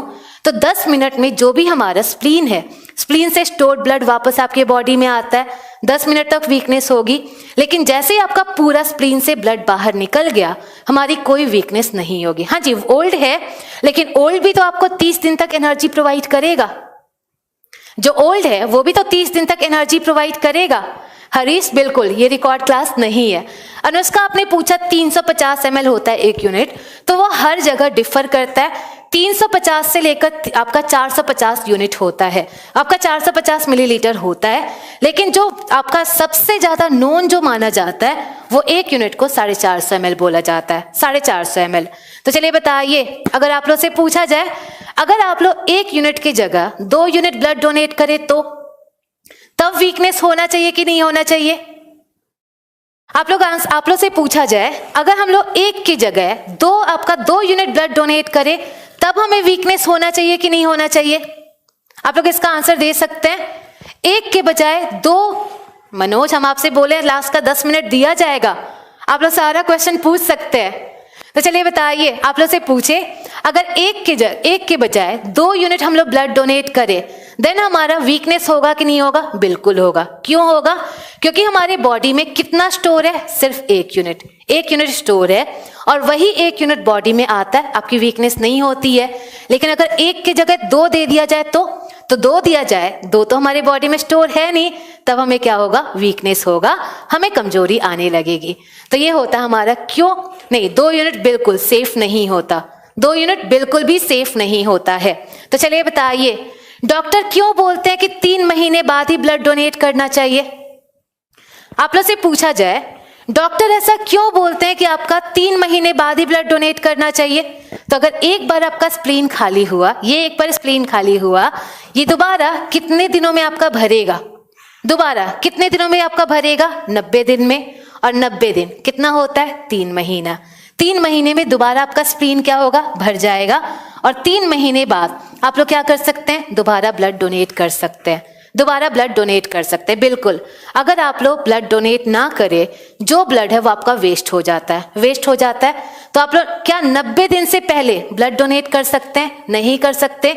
क्यों नहीं कर सकते हैं? क्योंकि 90 दिन में दोबारा स्प्लीन भरेगा और जैसे हमारा दोबारा स्प्लीन भरा, हम लोग क्या कर सकते हैं? दोबारा ब्लड दे सकते हैं। नहीं, एक टाइम में हम लोग 2 यूनिट ब्लड नहीं दे सकते, एक टाइम में हम लोग 1 ही यूनिट ब्लड डोनेट कर सकते हैं। और क्यों 1 ही यूनिट कर सकते हैं? क्योंकि हमारे बॉडी में कितना स्टोर होता है? सिर्फ 1 यूनिट, सिर्फ 1 यूनिट स्टोर होता है, इसलिए हम लोग 1 यूनिट ही डोनेट कर सकते हैं। क्लियर हुआ यहां तक? हाँ जी, क्योंकि तब तक वो दोबारा क्या होगा? स्प्लीन में जाकर स्टोर हो जाएगा। तो फाइनली बताइए, स्प्लीन को हम लोग कॉमनली किस नाम से जान सकते हैं? हाँ जी, फीमेल मेल सब लोग 1 यूनिट ही डोनेट कर सकते हैं।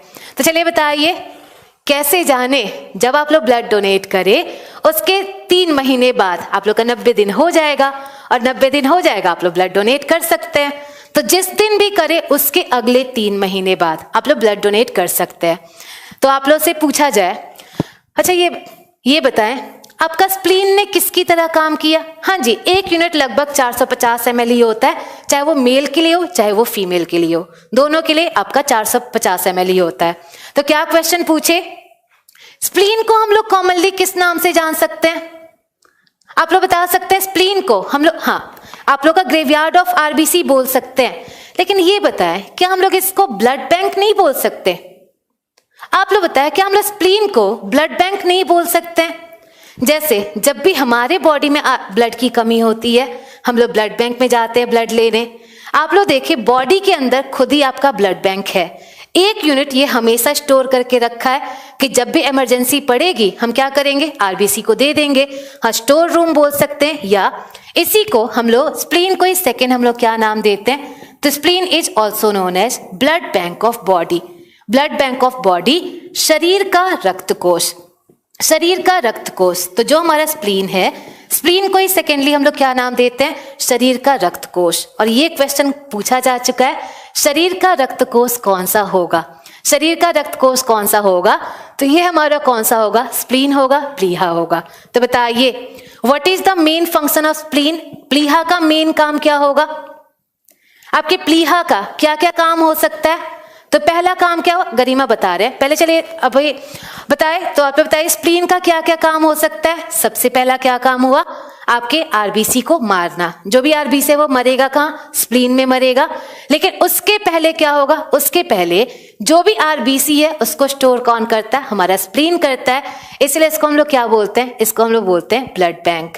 तो इसका दो नाम हुआ, ग्रेवयार्ड ऑफ आरबीसी, आरबीसी का कब्रिस्तान, जबकि दूसरा नाम क्या हुआ? ब्लड बैंक ऑफ बॉडी, शरीर का रक्त कोष। गरिमा क्या पूछा था आपने? आपका कमेंट नीचे जा चुका है, एक बार दोबारा पूछ ले। कई लोग ये पूछ रहे हैं what is the difference between मरना और डिस्ट्रॉय होना? मरना और डिस्ट्रॉय होने में क्या अंतर है? ये आप लोग पूछ रहे हैं, कई लोग का ये क्वेश्चन है। तो मरना और डिस्ट्रॉय होने का मतलब क्या है? जैसे हम लोग मर गए, हमारा किसी का भी डेथ हो गया, तो डेथ हुआ, आपका डेथ हो गया, तो डेथ कहां पर हुआ? वो हो गया स्प्लीन। वो मरेगा स्प्लीन में, लेकिन हमें कहाँ डाला जाता है? कब्रिस्तान में ले जाकर, मतलब जहां पर भी हमें अंदर कर दिया जाता है या जला दिया जाता है। तो जलाने के बाद हमारी बॉडी क्या होती है? डिकम्पोज होने लगती है, और डिकम्पोजिशन को क्या बोलते हैं? डिस्ट्रॉय होना बोलते हैं। तो मर गया, मरा स्प्लीन में, लेकिन स्प्लीन से मरने के बाद वो लिवर में जाता है, और लिवर में जाकर वो डिकम्पोज होना स्टार्ट होता है, ताकि जो भी अच्छी चीजें हैं उसको दोबारा यूज किया जा सके। वो डिकम्पोज होता है लिवर में। तो यहीं से, यहाँ से क्वेश्चन डायरेक्टली ही पूछा जाता है, आरबीसी कहाँ पर डिस्ट्रॉय होता है? आरबीसी कहाँ पर नष्ट होता है? तो आरबीसी कहाँ पर नष्ट होगा? नष्ट होगा लिवर में, लेकिन मरा कहाँ पे? मरेगा लिवर आपका कहाँ पर? प्लीहा में, आपके स्प्लीन में। अगर हम लोग 2 यूनिट ब्लड डोनेट करना चाहे तो वीकनेस आती है। वीकनेस, आप चक्कर खाकर गिर भी सकते हैं, तो ऐसा कभी मत कीजिएगा। बहुत ज्यादा इमरजेंसी हो तो हम लोग 2 यूनिट ब्लड डोनेट कर सकते हैं, लेकिन नॉर्मली कभी भी 2 यूनिट ब्लड डोनेट नहीं किया जा सकता है। कमलेश इसका आंसर देंगे, एक ग्रुप का ही ब्लड क्यों दिया जाता है? तो इसके लिए पहले हमें ब्लड ग्रुप तो पढ़ना होगा। ब्लड ग्रुप पढ़ाएंगे तभी तो आपको ये बताएंगे। हाँ जी, स्प्लीन एक ऑर्गन है, प्लीहा आपका एक अंग है। तो ये था हमारे आरबीसी के बारे में। हाँ जी, स्प्लीन में हमेशा एक ही यूनिट डोनेट होता है। ब्लड डोनेशन से माइंड पे कोई असर नहीं पड़ता, लेकिन ये बोला जाता है ब्लड डोनेशन से हमें कैंसर होने के चांसेस कम होते हैं। जितना हम लोग ब्लड डोनेट करते हैं, जितनी बार भी हम लोग ब्लड डोनेट करेंगे, हमारे बॉडी से टॉक्सिक एलिमेंट जो है वो बाहर निकलते हैं, और इसीलिए हमें कैंसर होने के चांसेस कम होते हैं। नहीं, फास्ट में जनरली आप लोग ब्लड डोनेट नहीं करिएगा। सबके क्वेश्चन का आंसर देते हैं। पैसे भी मिलते हैं ब्लड डोनेशन के लिए, ये नहीं पता। आज तक हमने पैसे के लिए कभी ब्लड डोनेट नहीं किया है। एमआरएनए बिल्कुल अलग है आपका रितेश, एमआरएनए हम बाद में डिस्कस करेंगे। हाँ जी, डिस्ट्रॉय को डिकम्पोजिशन भी बोल सकते हैं। तो अब चलिए फाइनली आरबीसी से आप लोग बाहर निकलिए, आरबीसी से बाहर निकलिए, और आरबीसी से बाहर निकलने के बाद अब हम क्या पढ़ेंगे? डब्ल्यूबीसी। डब्ल्यूबीसी और डब्ल्यूबीसी इसका फुल फॉर्म पता है? डब्ल्यूबीसी का फुल फॉर्म क्या होता है? White blood cell.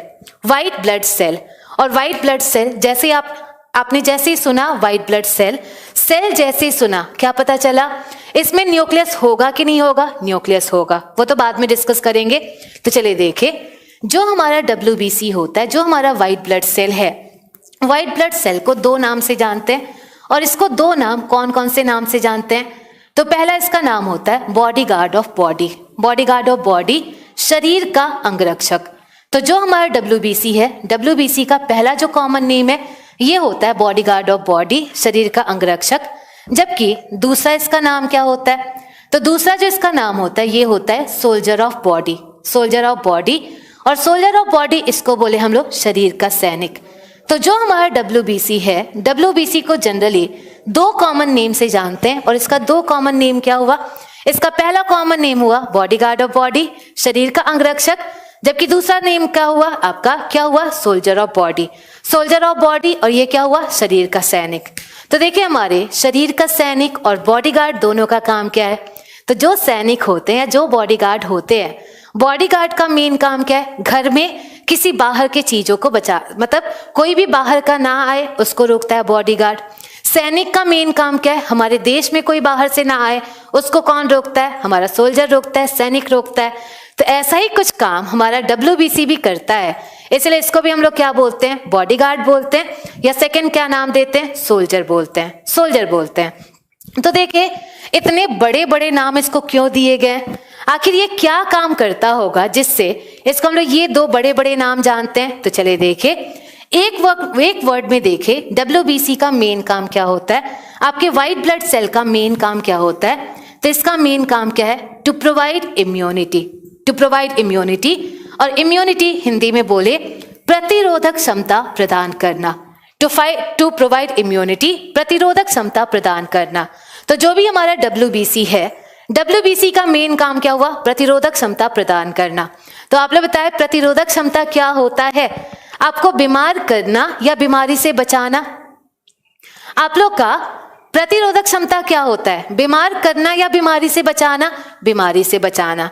अगर हमारे बॉडी में कुछ भी बाहर का पार्टिकल आ रहा है, बैक्टीरिया आ रहा है, वायरस आ रहा है, इन सब से बचाने का काम कौन करता है? WBC। और इसी को हम लोग क्या बोलते हैं?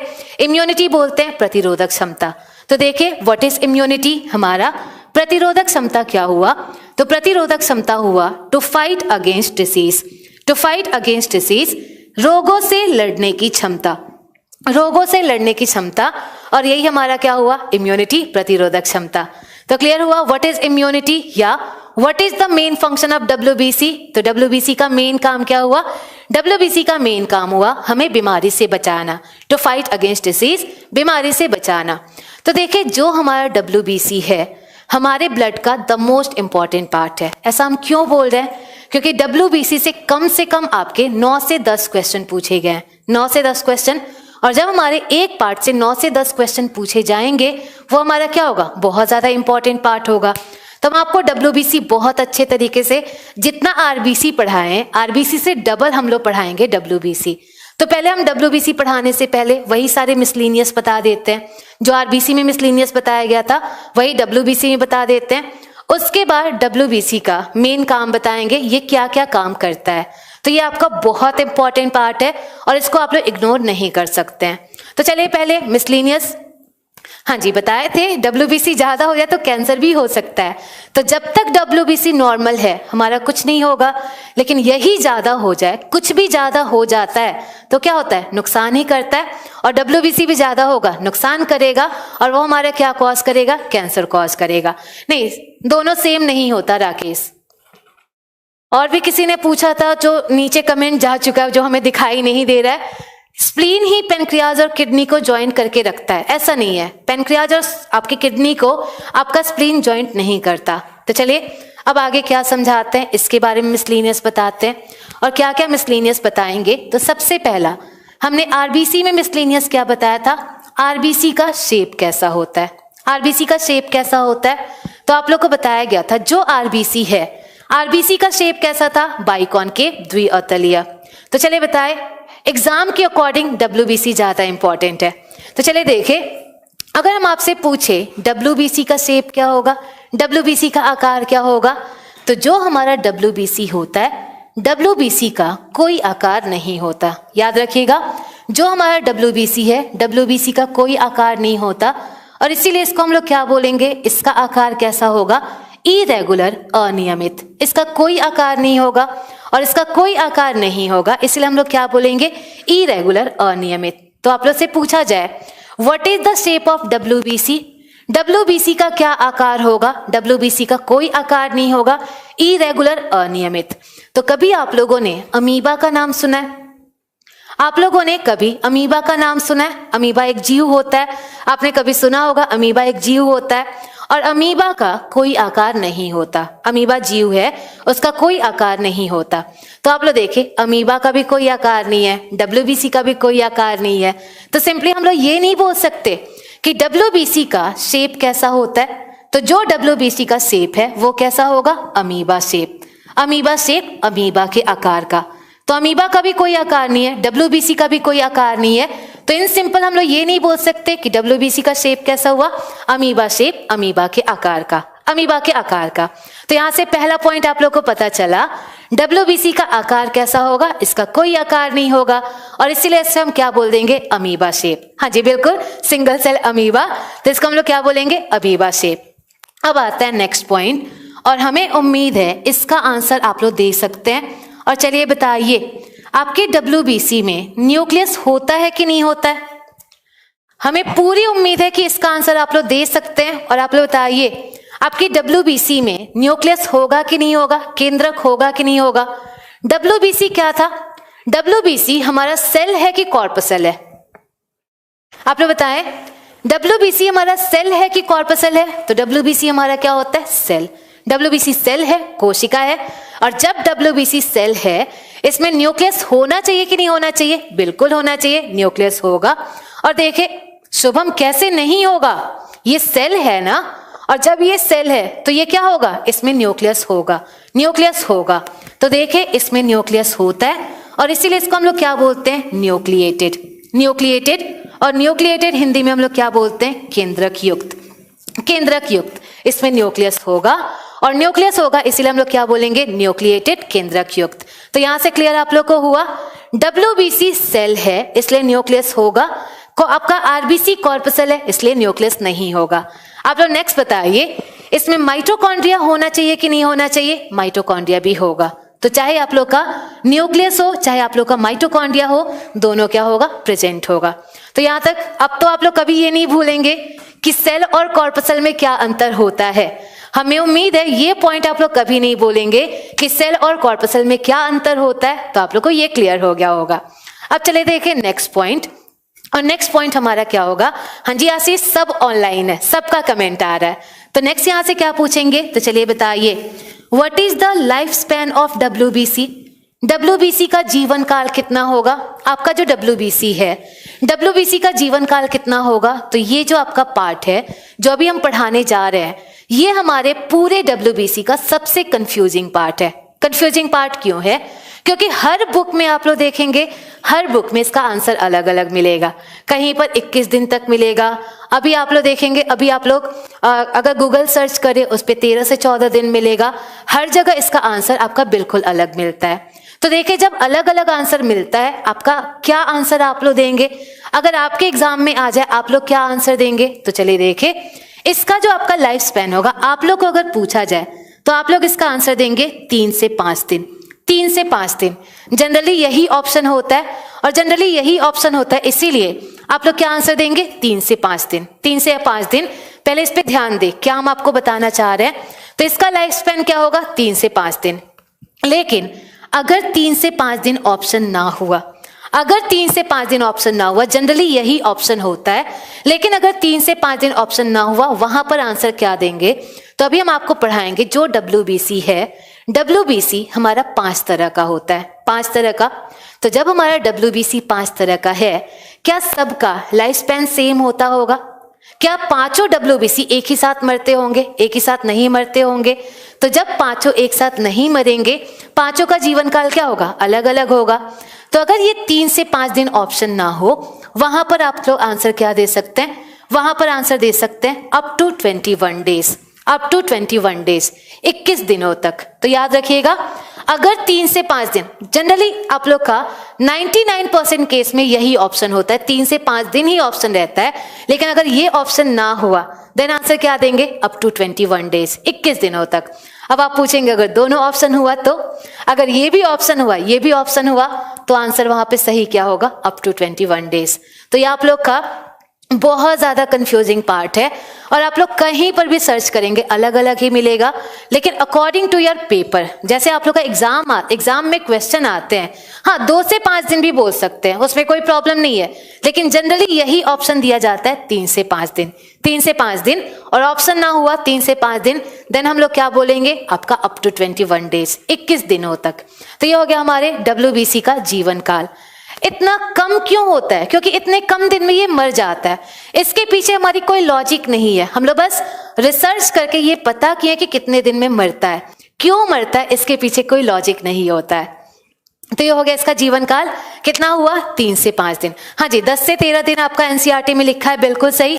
लेकिन हमने क्या बोला? एग्जाम पॉइंट ऑफ व्यू, और वहां से ये दोनों ऑप्शन आपके दिए जाते हैं, 3 से 5 दिन या अप टू 21 डेज। तो यही दोनों आप लोग को आंसर देना है, या मैक्सिमम टाइम यही ऑप्शन होगा, लेकिन ये ऑप्शन ना हुआ देन आप लोग आंसर देंगे up to 21 days, up to 21 days.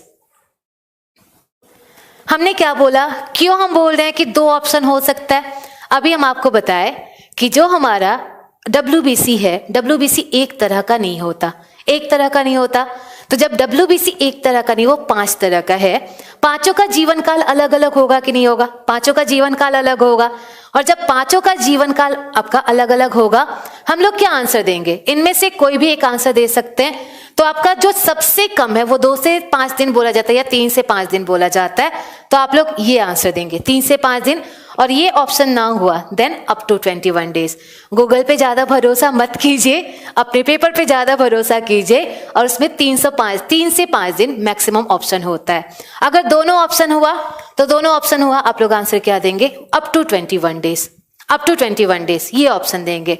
तो ये आप लोग का हमने पहले ही बोल दिया था, इसका हर जगह आंसर बिल्कुल गलत आपका बिल्कुल अलग अलग होगा। लेकिन हमने जो पूरा एनालिसिस किया, एनालिसिस करने के बाद आप लोग को ये 2 आंसर मिल सकता है, 3 से 5 दिन या अप टू 21 डेज, ये 2 ऑप्शन आपको मिल सकता है।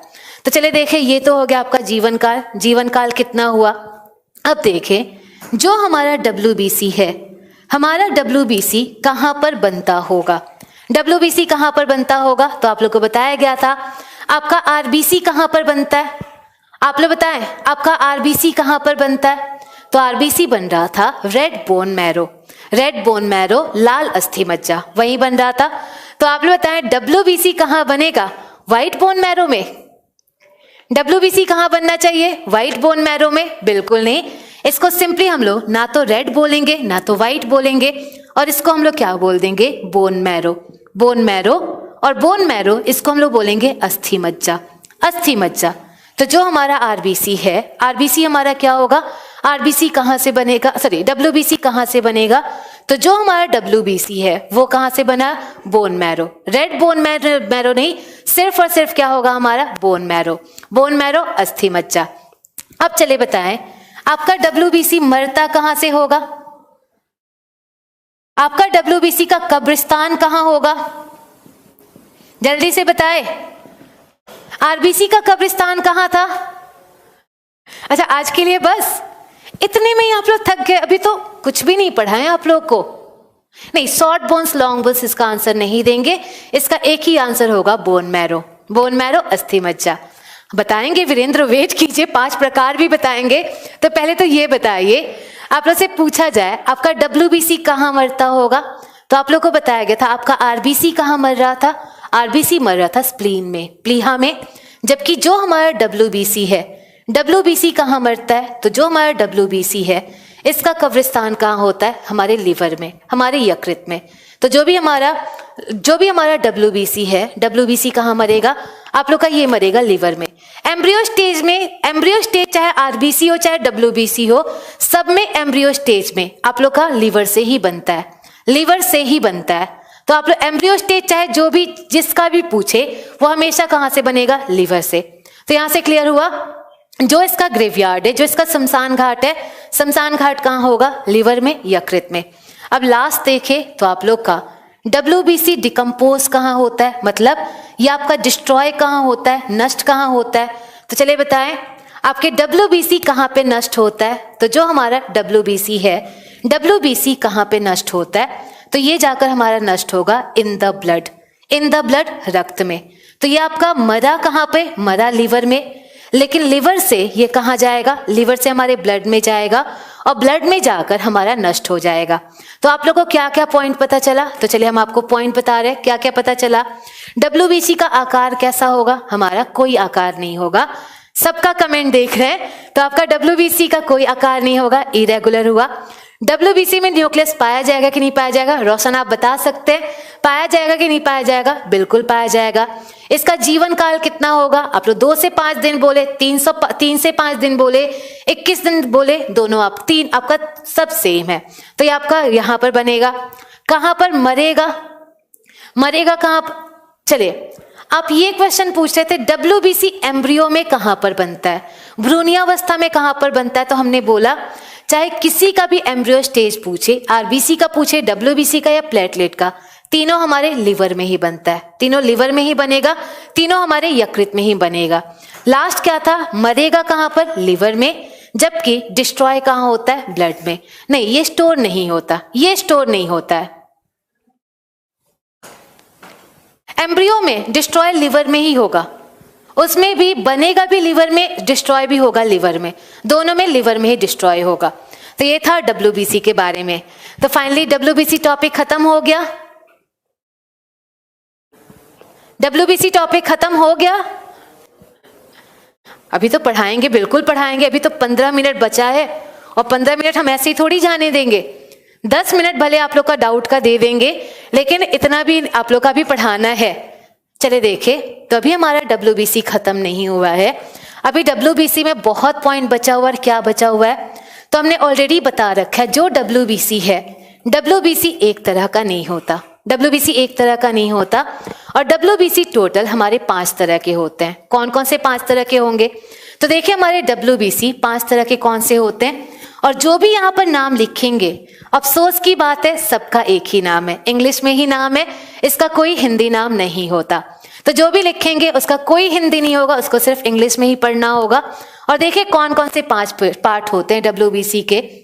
तो सबसे पहला जो हमारा डब्ल्यूबीसी है, ये हमारा कौन सा होता है, इओसिनोफिल, इओसिनोफिल। तो ये हो गया हमारा सबसे पहला, और ये हो गया इओसिनोफिल। सेकंड देखे, सेकंड हमारा डब्ल्यूबीसी कौन सा होता है, तो जो हमारा सेकंड डब्ल्यूबीसी है, ये हमारा कौन सा होगा, बेसोफिल। ये हो गया सेकंड डब्ल्यूबीसी, ये हो गया बेसोफिल। थर्ड देखे, थर्ड हमारा डब्ल्यूबीसी कौन सा होता है, तो जो हमारा थर्ड डब्ल्यूबीसी है, ये हमारा कौन सा होगा, न्यूट्रोफिल, न्यूट्रोफिल। तो ये हो गया हमारा थर्ड, एंड थर्ड हो गया हमारा न्यूट्रोफिल। फोर्थ देखे, फोर्थ हमारा कौन सा डब्ल्यूबीसी होगा, तो फोर्थ हमारा डब्ल्यूबीसी क्या हुआ, मोनोसाइट, मोनोसाइट। जबकि लास्ट देखें तो लास्ट जो हमारा डब्ल्यूबीसी होता है, ये होता है लिम्फोसाइट, लिम्फोसाइट। तो हमारे 5 प्रकार के डब्ल्यूबीसी होते हैं, और ये 5 प्रकार के हमारे डब्ल्यूबीसी कौन कौन से हुए, eosinophil, basophil, neutrophil, monocyte, and last हमारा क्या हुआ, लिम्फोसाइट। ये 5 डब्ल्यूबीसी होते हैं। तो यहां से क्या क्वेश्चन पूछा जाता है, तो आज हम आपको सबका फंक्शन तो नहीं पढ़ा पाएंगे, लेकिन आपको कुछ मिसलेनियस क्वेश्चन जरूर बता देंगे कि आप लोग का सबसे बड़ा डब्ल्यूबीसी कौन सा होगा, सबसे छोटा कौन सा होगा, क्योंकि आप लोग को ये भी प्रॉमिस किए कि लास्ट के 10 मिनट में आप लोग के क्वेश्चन भी पूछने हैं। तो इसीलिए हम आपको इसका मिसलेनियस पहले बताते हैं, क्या इनके बारे में जानना जरूरी है। तो देखिए ये जो पांचों है, ये पांचों किसके पार्ट होते हैं, ये पांचों हमारे पार्ट्स होते हैं डब्ल्यूबीसी के, डब्ल्यूबीसी के पार्ट हैं। और जब ये पांचों आपके डब्ल्यूबीसी के पार्ट हैं, तो जो काम डब्ल्यूबीसी करता होगा वही काम कौन करेगा, ये पांचों भी करेंगे। मतलब इन पांचों का भी काम क्या होता है, इम्यूनिटी प्रोवाइड करना। ये पांचों मिलकर क्या काम करेंगे, प्रतिरोधक क्षमता प्रदान करेंगे। तो देखिए अब यहाँ से पहले मिसलेनियस बताते हैं, उसके बाद इसका फंक्शन अगर टाइम मिलेगा तो बताया जाएगा, नहीं तो नहीं बताया जाएगा। तो क्या बताते हैं, तो चले आप लोग बताएं। अगर हम आपसे पूछे, आपके पास ऑप्शन है आरबीसी, सेकेंड ऑप्शन है डब्ल्यूबीसी, एंड थर्ड ऑप्शन है प्लेटलेट। 3 ऑप्शन है, और आप लोग से पूछा जाए इन तीनों में सबसे बड़ा डब्ल्यूबीसी, सॉरी, इन तीनों में सबसे बड़ा कौन होगा, आरबीसी सबसे बड़ा होगा, डब्ल्यूबीसी सबसे बड़ा होगा, या आपका प्लेटलेट सबसे बड़ा होगा। तो आप लोग बताइए इन तीनों में सबसे बड़ा कौन होगा, आरबीसी होगा, डब्ल्यूबीसी होगा कि प्लेटलेट होगा। तो अगर इनके साइज के अकॉर्डिंग देखे, हम नंबर के अकॉर्डिंग बात नहीं कर रहे हैं, नंबर के अकॉर्डिंग हमने बता रखा है, नंबर के अकॉर्डिंग आप लोग को पता है आरबीसी मैक्सिमम होगा, लेकिन यहां पर हम नंबर के अकॉर्डिंग नहीं पूछ रहे हैं, साइज के अकॉर्डिंग बता रहे हैं।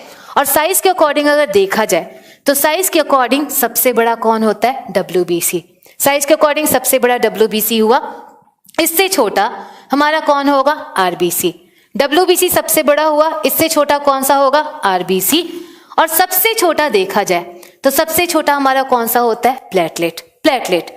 तो ये साइज है, इसको याद रखिएगा। और क्यों याद रखिएगा, क्योंकि इसी से रिलेटेड अभी एक क्वेश्चन आपसे पूछेंगे। तो यहां से पता चला सबसे बड़ा डब्ल्यूबीसी हुआ, इससे छोटा आरबीसी हुआ, और सबसे छोटा हमारा कौन सा हो गया, प्लेटलेट हो गया। According to size, according to number नहीं पूछ रहे हैं। आप लोग को पता है नंबर अलग होता है, साइज अलग होता है। नंबर के अकॉर्डिंग आरबीसी मैक्सिमम था, लेकिन साइज के अकॉर्डिंग कौन सबसे बड़ा है, डब्ल्यूबीसी सबसे बड़ा है। तो चलिए अब हम बताएं क्या बताना चाहते हैं इसके बारे में। सबका कमेंट पहुंच रहा है, तो देखिए इसके बारे में हम क्या बताना चाहते हैं। तो जो हमारा मोनोसाइट है, मोनोसाइट के बारे में क्या बोला जाता है? तो मोनोसाइट के बारे में बोला जाता है it is the largest WBC। It is the largest WBC, या सबसे बड़ा WBC होता है, या सबसे बड़ा WBC होता है। It is the largest WBC। तो आप लोग सोच रहे होंगे यहां से क्वेश्चन क्या बनता होगा, तो क्वेश्चन सेम यही बनता है। और क्या क्वेश्चन बनता है? तो यहां से एक क्वेश्चन पूछा जाता है, इनमें से लार्जेस्ट ब्लड सेल या ब्लड कॉर्पसल कौन सा होगा?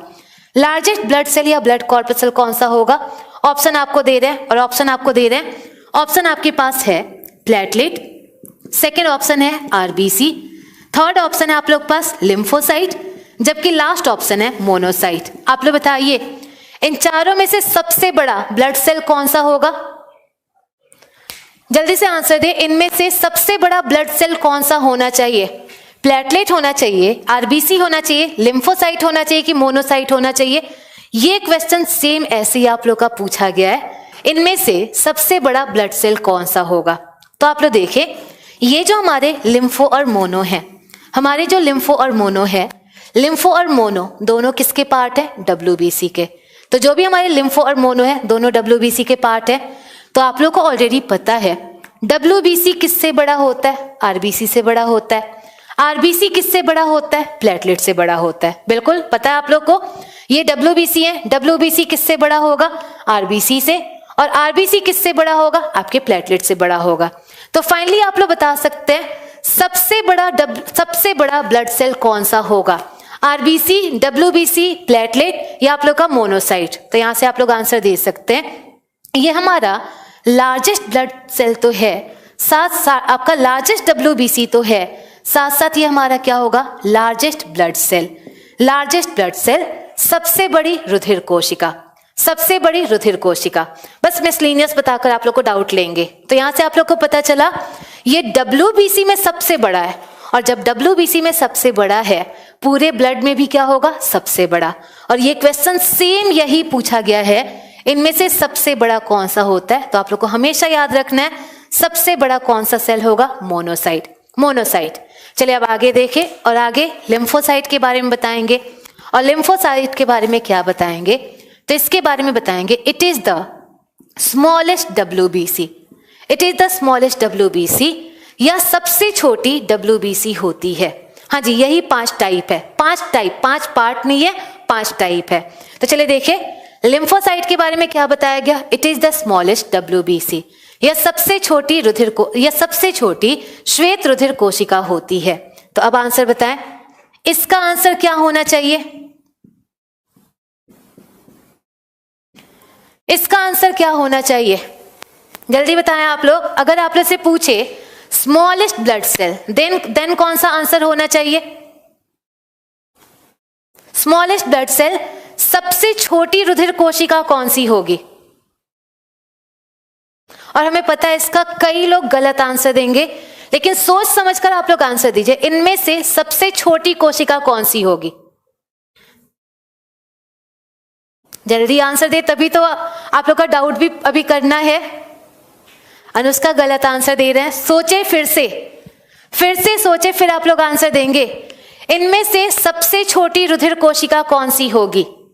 लिम्फोसाइट। सबसे छोटी रुधिर कोशिका लिम्फोसाइट होगी।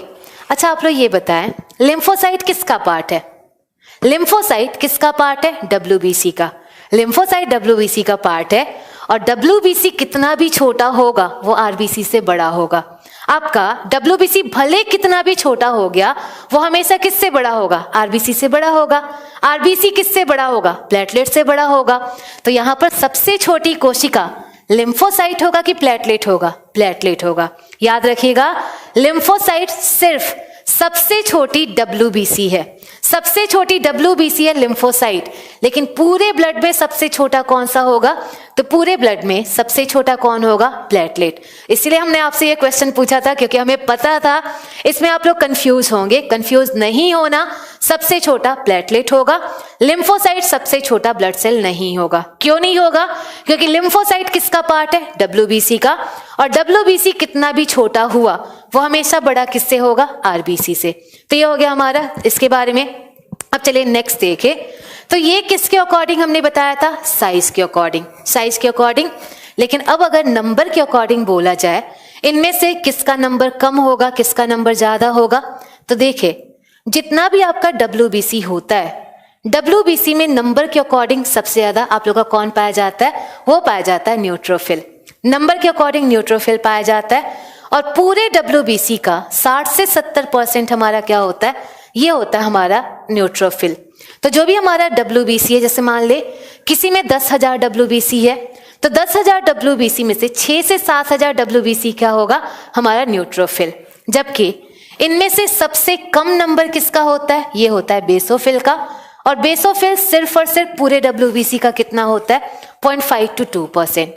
तो नंबर के अकॉर्डिंग भी हमने बता दिया और आपके साइज के अकॉर्डिंग भी बता दिया गया। गौरव बिल्कुल आपका नाम ले लिया, सबका नाम ले लिया जाएगा। तो ये हो गया न्यूट्रोफिल नंबर के अकॉर्डिंग ज्यादा होगा, जबकि बेसोफिल क्या हुआ? साइज के अकॉर्डिंग आपका बेसोफिल नंबर के अकॉर्डिंग क्या होगा? कम होगा। अगर प्लेटलेट ना हो तो RBC, अगर प्लेटलेट ना हुआ देन आंसर होगा RBC, और अगर RBC भी ऑप्शन ना हुआ देन आंसर होगा लिम्फोसाइट। तो आप लोग का पहला आंसर होगा प्लेटलेट, ये ना हुआ तो RBC, अगर RBC भी ना हुआ देन आंसर क्या होगा? लिम्फोसाइट होगा। तो चलिए अब आप लोग को डाउट पूछना है, कोई डाउट जल्दी पूछे। पहले तो ये बताए यहां तक समझ आ गया? हाँ जी बिल्कुल, सबका जवाब सही था। यहां तक समझ आया आप लोगों को? अब तो कोई रिप्लाई ही नहीं कर रहे, कहां चले गए? जब क्वेश्चन पूछने का टाइम आया फिर आप लोग पता नहीं कहां चले गए। हाँ जी सब लाइव है। When we donate blood, WBC का फॉर्मेशन हमारे बॉडी में बहुत जल्दी हो जाता है और इसलिए इसका कंपनसेशन तुरंत हो जाता है। और कोई क्वेश्चन? ब्लड प्रेशर को कौन कंट्रोल करता है? नहीं, डेड RBC को डोनेट नहीं कर सकते। सबका फंक्शन अभी बताया ही कहाँ है, फंक्शन तो अभी बताना बाकी है। हाँ जी, RBC सेल नहीं होता, RBC कॉर्पसल होता है। स्प्लीन, आराम से कमेंट करें, हमें पढ़ने का टाइम भी मिलना चाहिए। स्प्लीन हमारे लेफ्ट किडनी के पास पाया जाता है, लेफ्ट किडनी के पास हमारे स्प्लीन पाया जाता है। छुट्टी, टाइम हो गया, बिल्कुल टाइम हो गया। टॉपिक वाइज क्वेश्चन, हाँ वो करा देंगे लास्ट में, आप लोग का टॉपिक वाइज क्वेश्चन करा देंगे। अभी फंक्शन हमने किसी का नहीं बताया। अच्छा, दिलीप पूछ रहे हैं कि ब्लड कनेक्टिव टिश्यू है तो RBC सेल कैसे नहीं होगा? देखिए RBC सेल होता है, लेकिन वो कुछ जो उसके काम है वो आपके नॉन लिविंग की तरह काम करता है, इसीलिए उसको हम लोग कॉर्पसल बोलते हैं। और जब RBC WBC प्लेटलेट मिलेगा वही फॉर्मेशन किसका करेगा? टिश्यू का फॉर्मेशन करेगा, उत्तक का फॉर्मेशन करेगा। एक लास्ट क्वेश्चन आप लोग को बता दे रहे हैं, कुछ लोग पूछ रहे हैं। तो ये जो हमारे तीनों पार्ट हैं, इओसिनो, बेसो और न्यूट्रो, इन तीनों को हम लोग बोलते हैं ग्रेनुलोसाइट। इन तीनों को हम लोग बोलते हैं ग्रेनुलोसाइट। इसका कारण हम नेक्स्ट क्लास में बताएंगे, इसको ग्रेनुलोसाइट क्यों बोलते हैं। जबकि ये जो दोनों है, इन दोनों को हम लोग बोलते हैं ए ग्रेनुलोसाइट। इसका जो रीजन है हम नेक्स्ट क्लास में बताएंगे, अभी बता भी नहीं सकते। इसको बोलते हैं कनिका युक्त, इसका जो हिंदी नाम है ये होता है कनिका युक्त, और ये होता है कनिका रहित। अब क्या होता है इसके लिए आप लोग का एक ट्विस्ट है, और इसको हम कल की क्लास में, मतलब कल नहीं, जो भी नेक्स्ट क्लास होगा उसमें हम डिस्कस करेंगे। सबका कमेंट आता है लेकिन पढ़ाना भी जरूरी होता है। तो लामा एक ऑर्गेनिज्म है, जैसे कैमल एक जीव है उसी की तरह आपका लामा भी जीव होता है। ब्लड कैंसर का रीजन वो जब हम बीमारी पढ़ाएंगे, डिजीज टॉपिक पढ़ाएंगे सुखराम, उस टाइम बताएंगे आपका कैंसर का रीजन क्या होता है। तो कैंसर जो भी है, चाहे जो भी कैंसर है, उसका वजह हम लोग डिजीज में डिस्कस करेंगे। ब्लड डोनेट करने के बाद हम लोग 7 दिन तक फ्रिज में उसको हम लोग सुरक्षित रख सकते हैं, 30 दिन तक भी रख सकते हैं। उसके पीछे जो है उसमें जो केमिकल डाला जाता है उसके अकॉर्डिंग उसको रखा जा सकता है। नहीं, डिस्ट्रॉय जो आरबीसी है वो लिवर में जमा नहीं होता। जैसे ही आपका आरबीसी डिस्ट्रॉय होता है उससे आयरन बाहर निकल जाता है और वो आयरन हमारे बॉडी में यूटिलाइज हो जाता है। हाँ जी, तो लाइफ स्पैन 100 से 120 दिन भी बोल सकते हैं, तो उसमें कोई प्रॉब्लम नहीं है, 100 से 120 दिन भी बोल सकते हैं। इयोसिनोफिल क्या है? डब्ल्यूबीसी का टाइप है इयोसिनोफिल। बिल्कुल, स्प्लीन एक ऑर्गन होता है। 60 to 70% डब्ल्यूबीसी का है, डब्ल्यूबीसी, तो हम इसे बोल देंगे 60 to 70% ऑफ डब्ल्यूबीसी। हाँ जी, जाइए, बिल्कुल घर जाइए। आप लोग सब बोल रहे हैं घर चले हम, तो आप लोग तो घर ही हैं, आप तो घर हैं, हमें घर जाना है। पीडीएफ कब आएगा? 2-3 दिन में हिंदी का पीडीएफ मिल जाएगा। हाँ जी, सबका कमेंट आ रहा है। तो फाइनली क्लास खत्म हो गई। Thank you class.